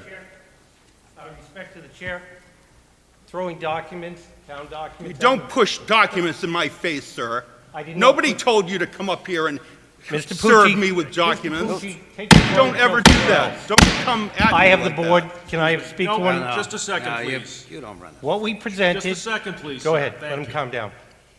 To the audience, this board recognizes this is an exceptionally important issue, but I'm going to ask members of the audience to please comport themselves so we can get through hearings, so we can get to some public comments, so this board can hear your concerns based on tonight's testimony.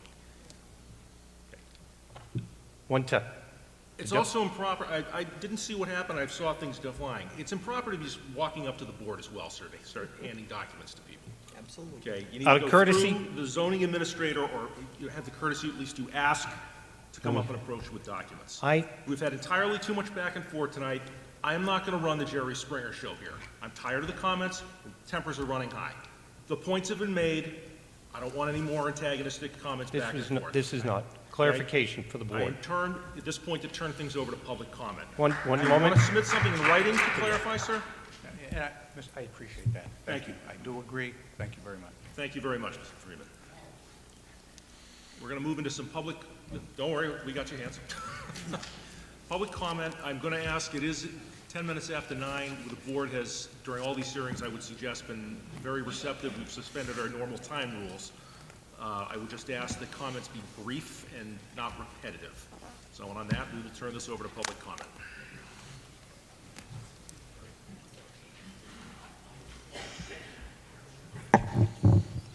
Good evening, Mr. Chairman and board members. Tommy Zine, 36 Captain Bonenberger Lane. 8 points, about 3.5 minutes. I want to discuss the two documents. Actually, before I get into that, our attorney, Dennis Murphy, he also requested an email that was sent to the ZBA yesterday, if you could also include him on that. Anyways, 8 points. I want to discuss the two documents Saxon Partners submitted yesterday to the ZBA regarding the wildlife survey and their additional conditions they're requesting. Number one, in the first letter I read, Saxon is refusing to conduct a wildlife survey. Saxon claims the sellers are refusing to give access onto their property. But in the purchase and sales agreement that's dated August 2nd, 2022, on page 14, paragraph 39A, Saxon does have the access to conduct their due diligence inspection for this property at 375 Sandwich Road. Nothing is restraining Saxon from conducting a wildlife survey, so Saxon should conduct one. Number two, wastewater.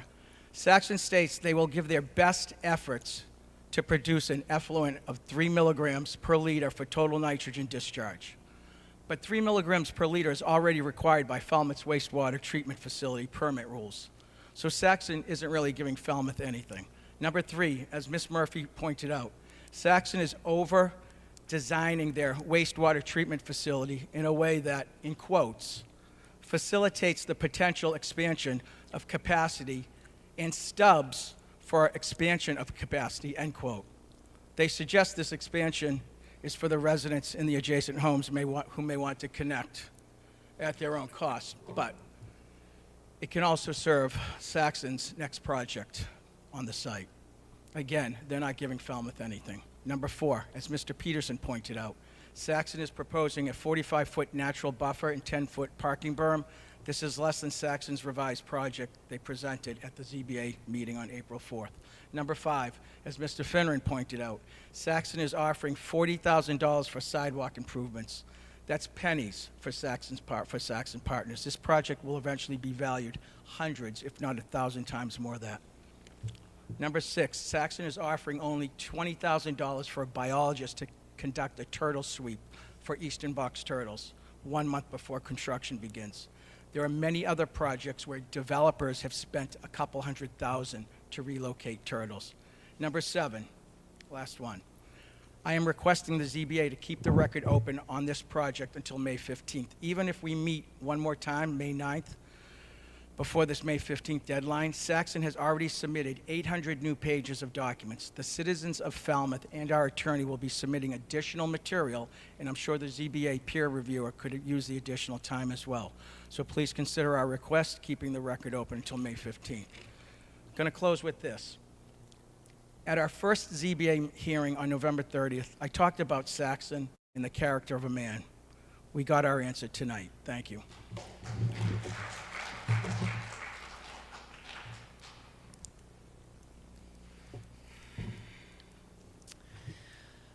Hi, I am Cheryl O'Hare from 371 Sandwich Road. We're going to try to do a little presentation.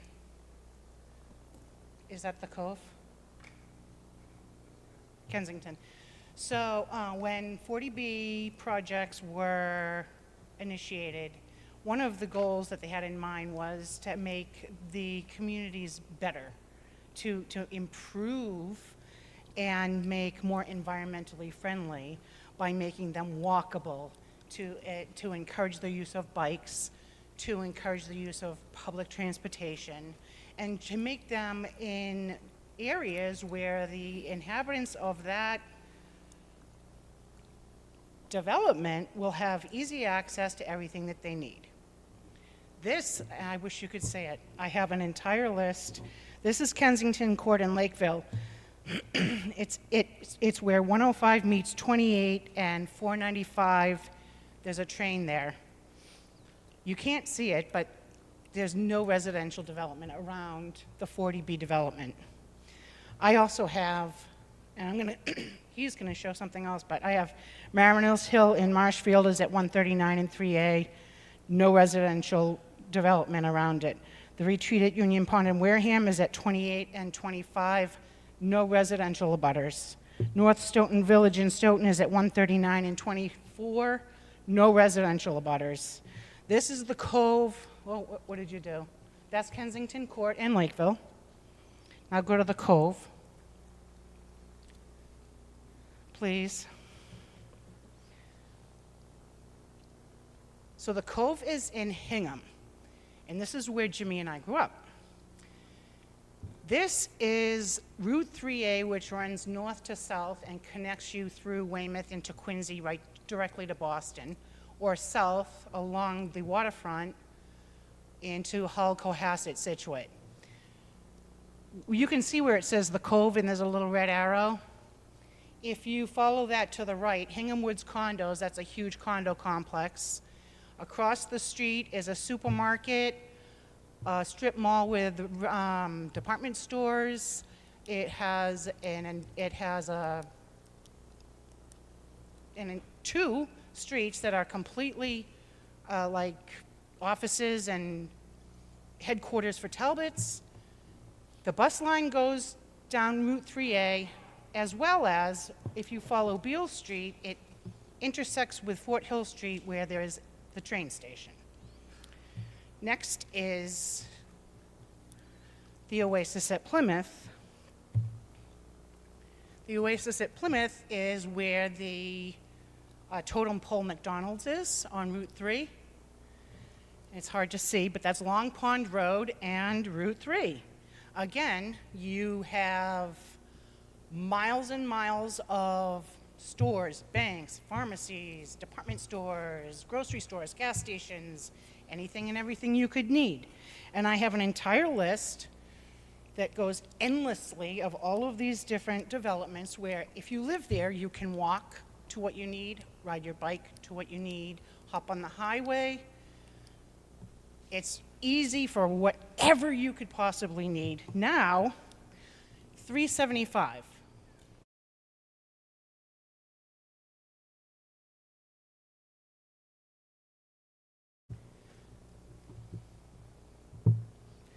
When we say that 375 Sandwich Road is not an appropriate location for this development, we're not being NIMBY.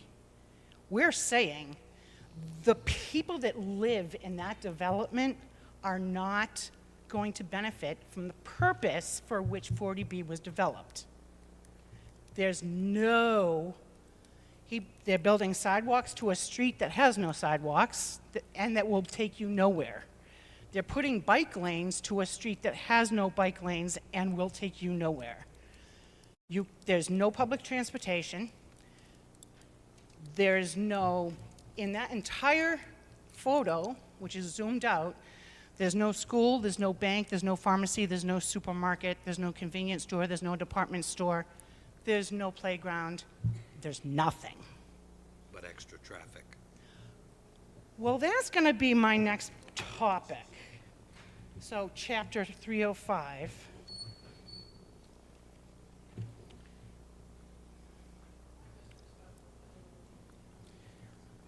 we don't need him. Chapter 305 of the Town Code, Subdivision Rules and Regulations of Falmouth. I can't read that, Jimmy. Sorry. When you're submitting a plan or a proposal, one of the requirements is that you need to include the location of any existing buildings situated within 25 feet of the property to be subdivided, the location of any private wells within 100 feet of the property being subdivided. Their response. So on the list of questions that they were asked to respond to,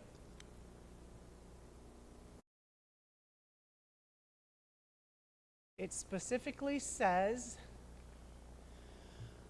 the code stipulates that all buildings within 25 feet of the property line, including the location of any private wells, is requested. Their answer says the revised site plans depict the structures adjacent to the property as digitized from aerial photography. Now for the lot distance.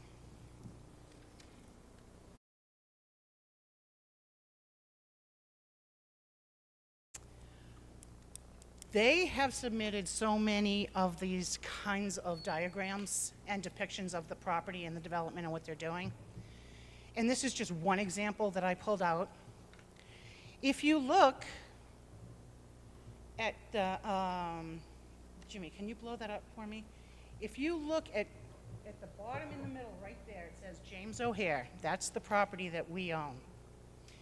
Along our most northern border is about 474 feet. And you can see that our most easterly property line also abuts the property. We have almost 600 feet of property line abutting this property. And where it says no structures.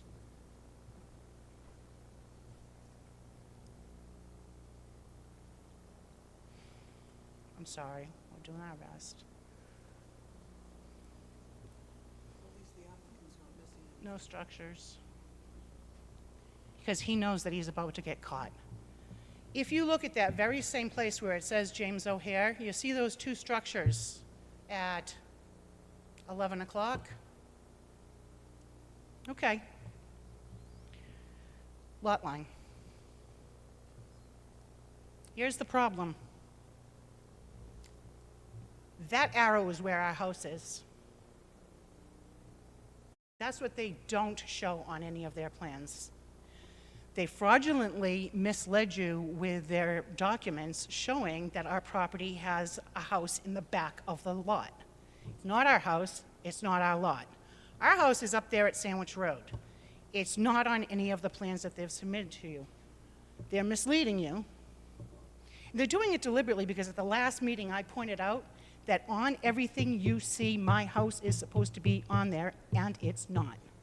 And after that, they submitted the revised plan that still didn't have that. So if you want to do a close-up.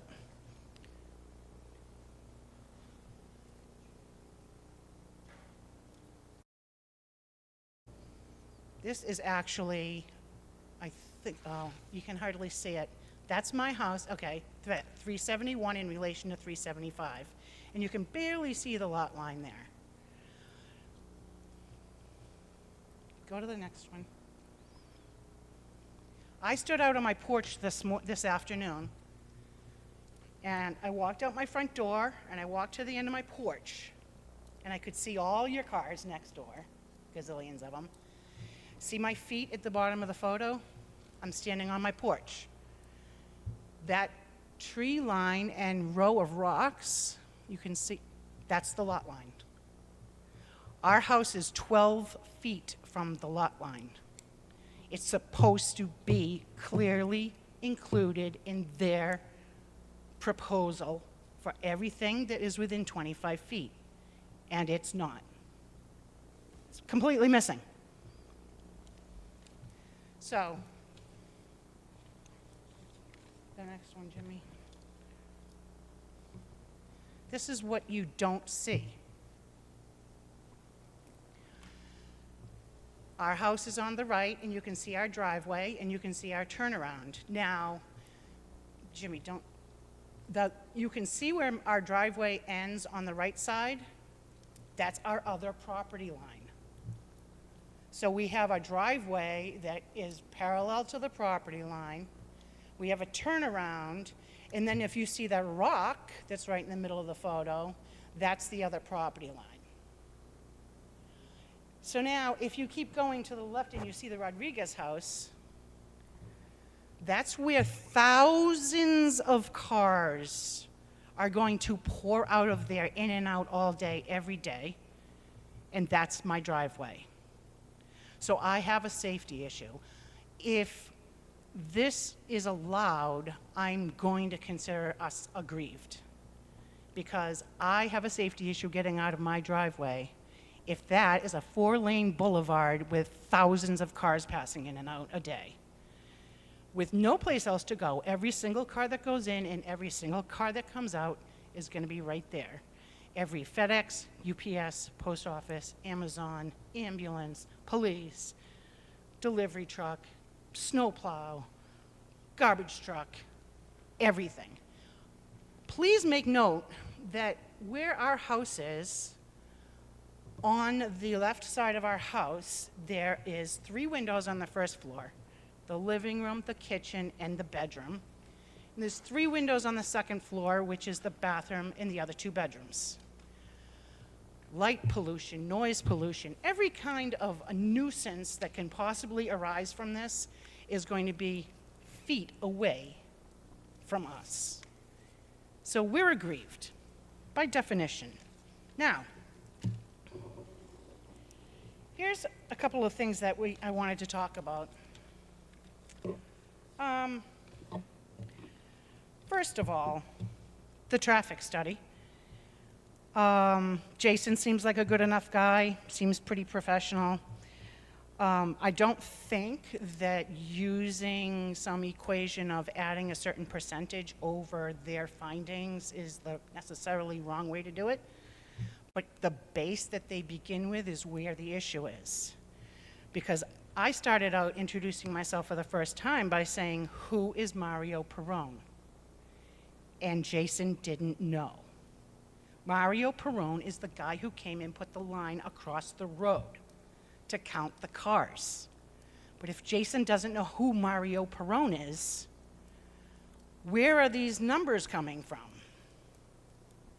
There's a conflict in my mind. The other thing is, they were kind enough to make a 45-foot barrier-ish, 50-ish, on the end where they're developing. But what about down here? Well, down here, we've got 2 issues. Number one, when your house is, when your property line is on Sandwich Road, your house has to be 35 feet from the street and 25 feet from a side road. My house has to be 25 feet from my lot line if it abuts a side road. It is not, nor will it ever be, 25 feet. So by granting them permission to do this, you're putting our property in non-compliance of the zoning laws. And I don't think that I want you to do that, because I reserve the right to do what I want with my property later in the future, and it needs to be compliant. Speaking of the right, reserve the right to do what you want, everybody wants you to consider and respect the fact that they reserve the right to do whatever they want with their property.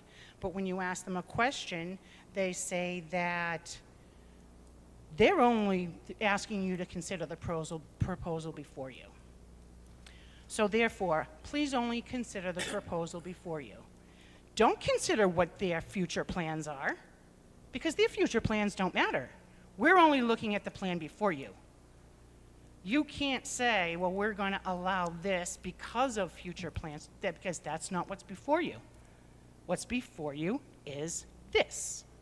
So it either works or it doesn't, without considering future plans. They're not considering future plans, so I'm asking you not to consider future plans. Also, in the Falmouth bylaws, if you're building a subdivision where your road meets the other road, if your road abuts a piece of property that you don't own, you have to, and this is like the berm situation, you have to allow a 16-foot barrier to the abutter's property line before you can start doing anything on your property line, just out of safety and respect to the abutter. So in other words, from our property line into their property, the first 16 feet cannot be touched. At 16 feet, that's when you can start looking at your grass, your trees, your sidewalk, your pavement. I am allowed a 16-foot barrier. On top of the fact that I don't have 25 feet between me and the property line. I'm supposed to have 41 feet. And their plans don't allow for that. And I'm going to be non-compliant to the zoning. I'm going to be non-compliant to the zoning laws. So these are all things that I want you to consider. We will be aggrieved. We will be aggrieved by just the nature of them moving forward in any way, shape, or form. What's really cool about being the only one on on Sandwich Road is that makes my case unique and specific, which I think is a prerequisite to any kind of appeal process or legal action. So thank you for your time. Procedurally, it's 9:30. How would the board like to proceed? I understand.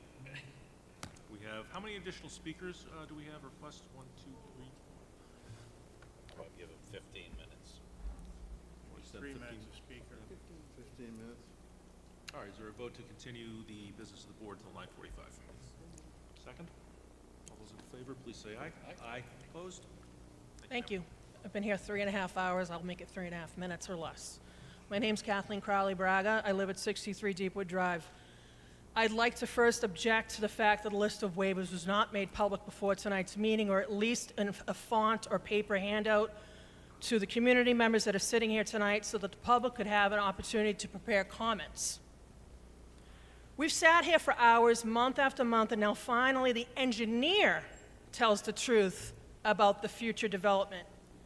It didn't come from Attorney Freeman or Mr. Calhoun this evening, or any other evening that speaks loud and clear to Mr. Calhoun and his attorney and their company. I find this disturbing and quite disrespectful. Thank you, Attorney Pucci, for holding them accountable on a habitat study. It's pretty disingenuous. Maybe you could give me your time, Mr. Calhoun. I've given you 3.5 hours of mine. I know you're busy on your phone. It's pretty disingenuous that Mr. Calhoun can, I'm speaking. Excuse me, sir. And unfortunately, they have First Amendment rights, and I'm not going to trim any fat off the Constitution. Ma'am, if you would be so kind as to direct your comments to the chair. It's pretty disingenuous that Mr. Calhoun can laugh, and there won't be a Kenny Chesney concert at Easterly. What there should be is a bugler playing taps when you break the ground, because you just killed the resale value, as well as this woman's home, and countless homes abutting the project. Never mind the sheer destruction of the Coonamessett River, the herring run, and the Great Pond. My comment to Mr. Finner, and since we can't ask the developer questions, maybe you or another board member can ask this. When the traffic study was it done during February school vacation week? Did it include the 5 schools? Upper Cape Tech, Falmouth High School, Lawrence, Morse Pond, Mullen Hall buses traveling from 6 a.m. to 8:30 a.m. and from 2 p.m. to 4:30 p.m. Did it include the special needs buses as well? Also, did this study include all of the new traffic from the brand-new Hatchville Fire Department with all of their fire trucks and ambulances racing down Sandwich Road? Where will all the cars go to move aside for the fire truck to get past? This will have a huge impact on traffic on Sandwich Road. I welcome any board member to join me in my car on any day so that you can see for yourself how long it takes me to get to and from my house from Sandwich Road to Deepwood. I moved to Falmouth from north of Boston to get out of the city, and thanks to Mr. Calhoun and his partners for turning our gorgeous coastal town into a city. Once this goes through, I ask you this, very sincerely. How many developers will now prey on our town? I surely hope the ZBA does what they can to stop this. Please don't let other developers see how weak our local government is if you don't stop this. Please keep them accountable. This project must be stopped. Please visit SaveSandwichRoadNow.com for more information on how we are trying to stop this. We are for affordable housing, but not in this neighborhood and not in this way. Thank you.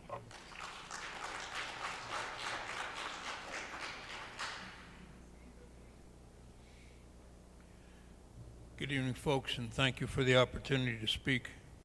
Ralph Herbst, Precinct 8. I just want to remind you that I've mentioned before I was on the planning board for 14 years, and we heard dozens of applicants with projects, commercial projects. Never, ever in my recollection did I ever consider more than 2 or 3 waivers on a project.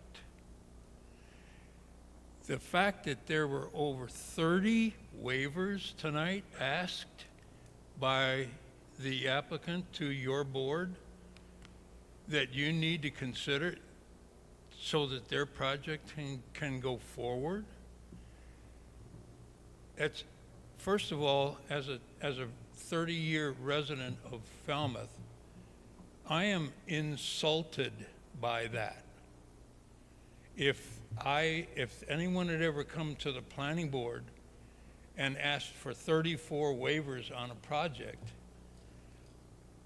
I would have, if I was the chairman, and I was twice, I would have asked them to please leave.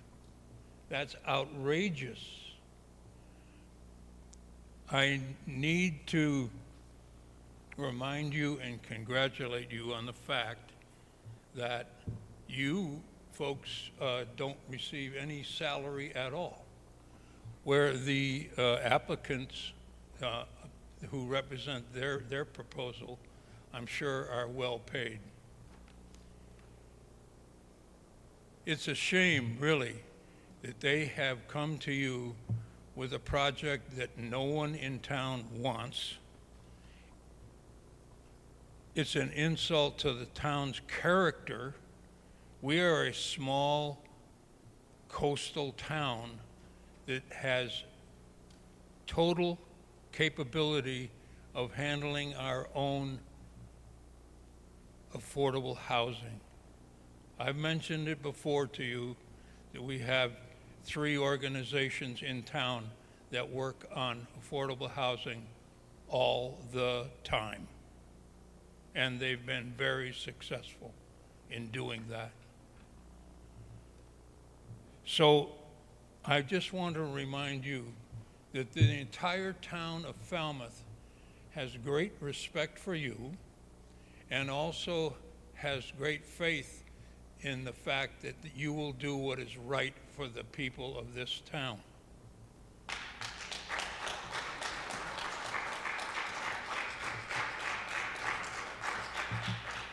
I recall being on the planning board that we had tough decisions to make, as you have tonight, or in the future when you finally decide on whether or not you're going to approve this project. I'm quite sure that you're not going to grant more than 30 exceptions to their proposal. It's just unheard of. And it's a shame that the applicant doesn't realize that the people of this town don't want them here. It's a shame that they are going to such effort to propose a project in this town where I'm quite sure I'll be accurate in saying it will be a very caustic environment. It's a shame that there's not one person in this room that I'm quite sure is in favor of this. You read our local paper, you read the letters to the editor, you read the editorials, and there's no support for this project. So I just want to remind you that you're the last firewall to protect the people of this town from a development such as this. Thank you very much.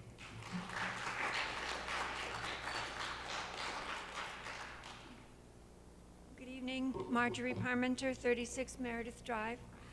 I have a comment on one of the waivers involving the earthworks that was brought up tonight. During building and excavation, I had thought about moving, what if the dirt went to the gravel pit or the deep depressions? It's a thought.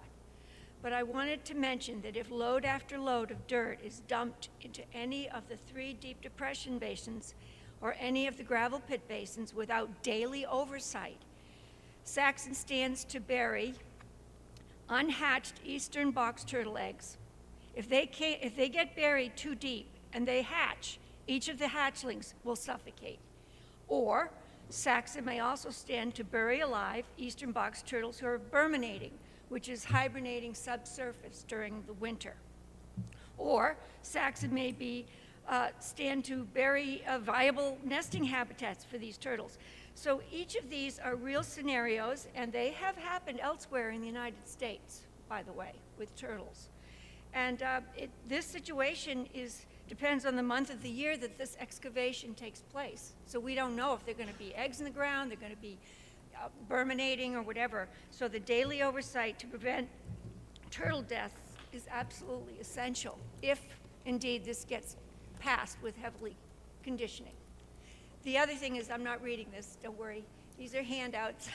The only thing it's missing on here is addressing the traffic problem. But I feel that Saxon's greatest violation is they haven't been forthwith with the ZBA. By extension, they're not being honest with the state. I call it deception by omission. And I'm asking the board to step up to the plate and do the right thing for Falmouth. Please completely deny this proposal due to insufficient facts and send a full listing explaining your reasons for denial back to the State Housing Authority that granted this preliminary eligibility letter. Thank you very much. I'm just going to hand these.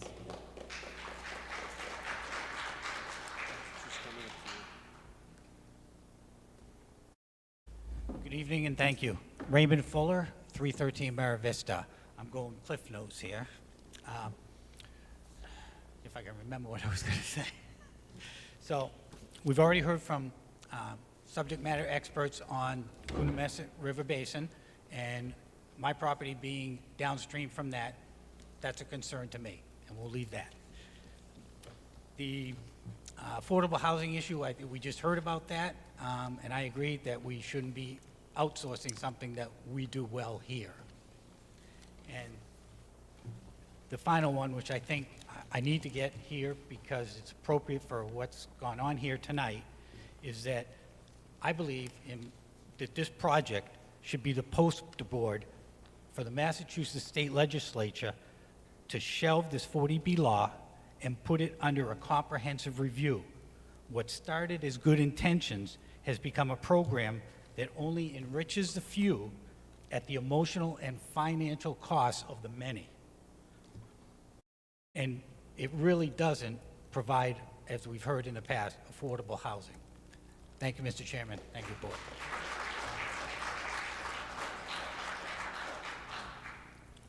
Paul Donovan, 21 Pitch Pine Lane. Most of my questions tonight were answered right in front of me. I was going to stay here and talk to you folks about transparency, about the ZBA. A lot of that was answered. I was going to ask you questions like, what control or legal power does the ZBA have over Saxon Parks and 40B projects? And how likely would you have to use your powers? I was going to ask you, why are we all here? Many of my neighbors and fellow community members are curious, like, do we have any relevance for 40B, this umbrella of 40B, these luxury apartments hidden under the umbrella of this 40B? Do we have any say? And that's what I was going to ask you folks tonight. I was going to ask you questions like, does the ZBA have any say or control over the number of stories that they're willing to allow? And that was answered tonight. And you know, I feel like I got a consensus of what you folks are trying to say. Not to be spiteful, but to be mindful of the community and the wildlife. I was also going to ask you about, when we talk about 300 units, we're really talking about 600 and 900. I was also going to talk about sound barriers, tall fences, and berms. I guess I live on Pitch Pine Lane, and I didn't see any berm on that side, so I'm curious if there's going to be any type of protection. They might put some bushes right where that road is coming down. I have unique property at 21 Pitch Pine Lane, and I guess I get the great duty. I was the guy with the wall where my yard is unique. It really sinks down about 15 feet below the grade. So I'm truly worried about runoff, fertilizer, things like that, leaching fields, any spillage that comes over. I am the lowest point of pretty much this whole property. And I'm afraid that it's going to wind up or compromise my septic system or my backyard in flooding. We just don't know. You folks did a walkthrough today. You talked about waivers. Did you see any trees over 4-inch diameters that were knocked down? I'm just curious. You don't have to answer that, but I just wanted to ask you, these waivers, it seems like they've already gone in with bulldozers and destroyed many or hundreds of trees. So I just wanted to know that you knew that. I just want to make sure that you folks know that we're relying on the ZBA, the citizens of Falmouth, along with the people, the abutters. We basically hold our future of happiness and protection of our property and the right to private enjoyment in your hands. So I hope that works favorably for us. I know you'll do the right thing. So thank you, and good night.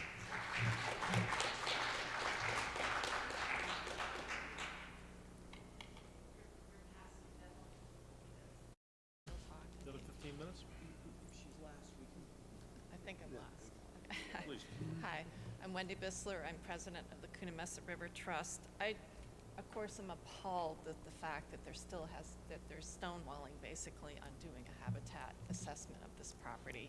I mean, remember that when I was here last time and I put a letter into the Enterprise about the fact that part of this land is been deemed or identified as a critical natural landscape by the Mass Wildlife, and that's because it connects to the Coonamessett River, which is designated as the core habitat. So again, this parcel plays an important role to the Coonamessett River, and I think it's important that we know what kind of impact this development would have on the wildlife on this property. I also would hope that I would love it if you would deny this project, but if you do continue, I hope you put conditions on it for if any lawn care, follow the guidelines of the Falmouth Friendly Lawns. I hope everybody watching and in this hall will also follow the guidelines of the Falmouth Friendly Lawns. You can go on the website and the town and follow and see what those guidelines are. There's things like keeping your lawn high, keep the clippings on the lawn, don't take them off. only fertilize in the warmer months and do it sparingly. Don't water, only water deeply once a week, so forth. I hope that all of us will follow these guidelines. They're good for the town and they're good for our estuaries. Thank you.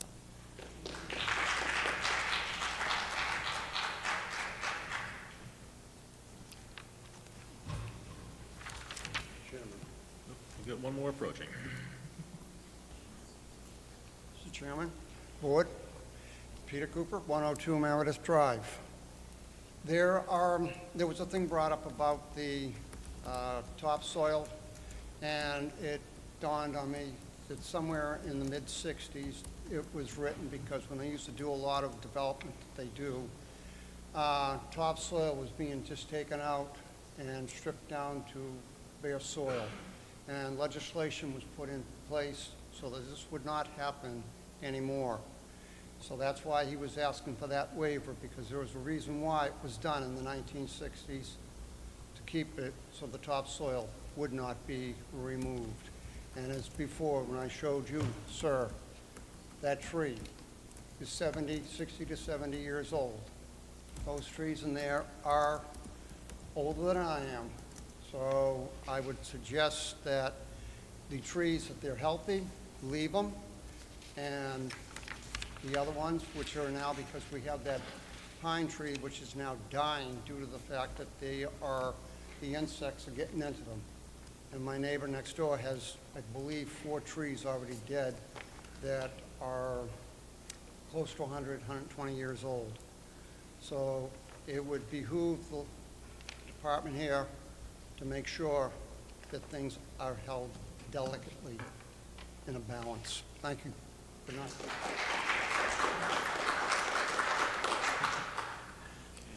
All right, we've gone slightly beyond 9:45, that's it. So this matter is going to be continued until Thursday, May 9th, 6 p.m. That will be here, Noreen? Yes. The next regular scheduled meeting of the Zoning Board of Appeals will be for, not this project, this coming Thursday, May 2nd, 6 p.m. at Town Hall. We have 9 hearings that night, so let's be ready to roll. Is there any other business that we need to attend to this evening? All right, is there a motion to adjourn? So moved, brother. Mr. Finner, and is there a second? Second. To our Vice Chairman, all those in favor, please say aye. Aye. Opposed? We are adjourned.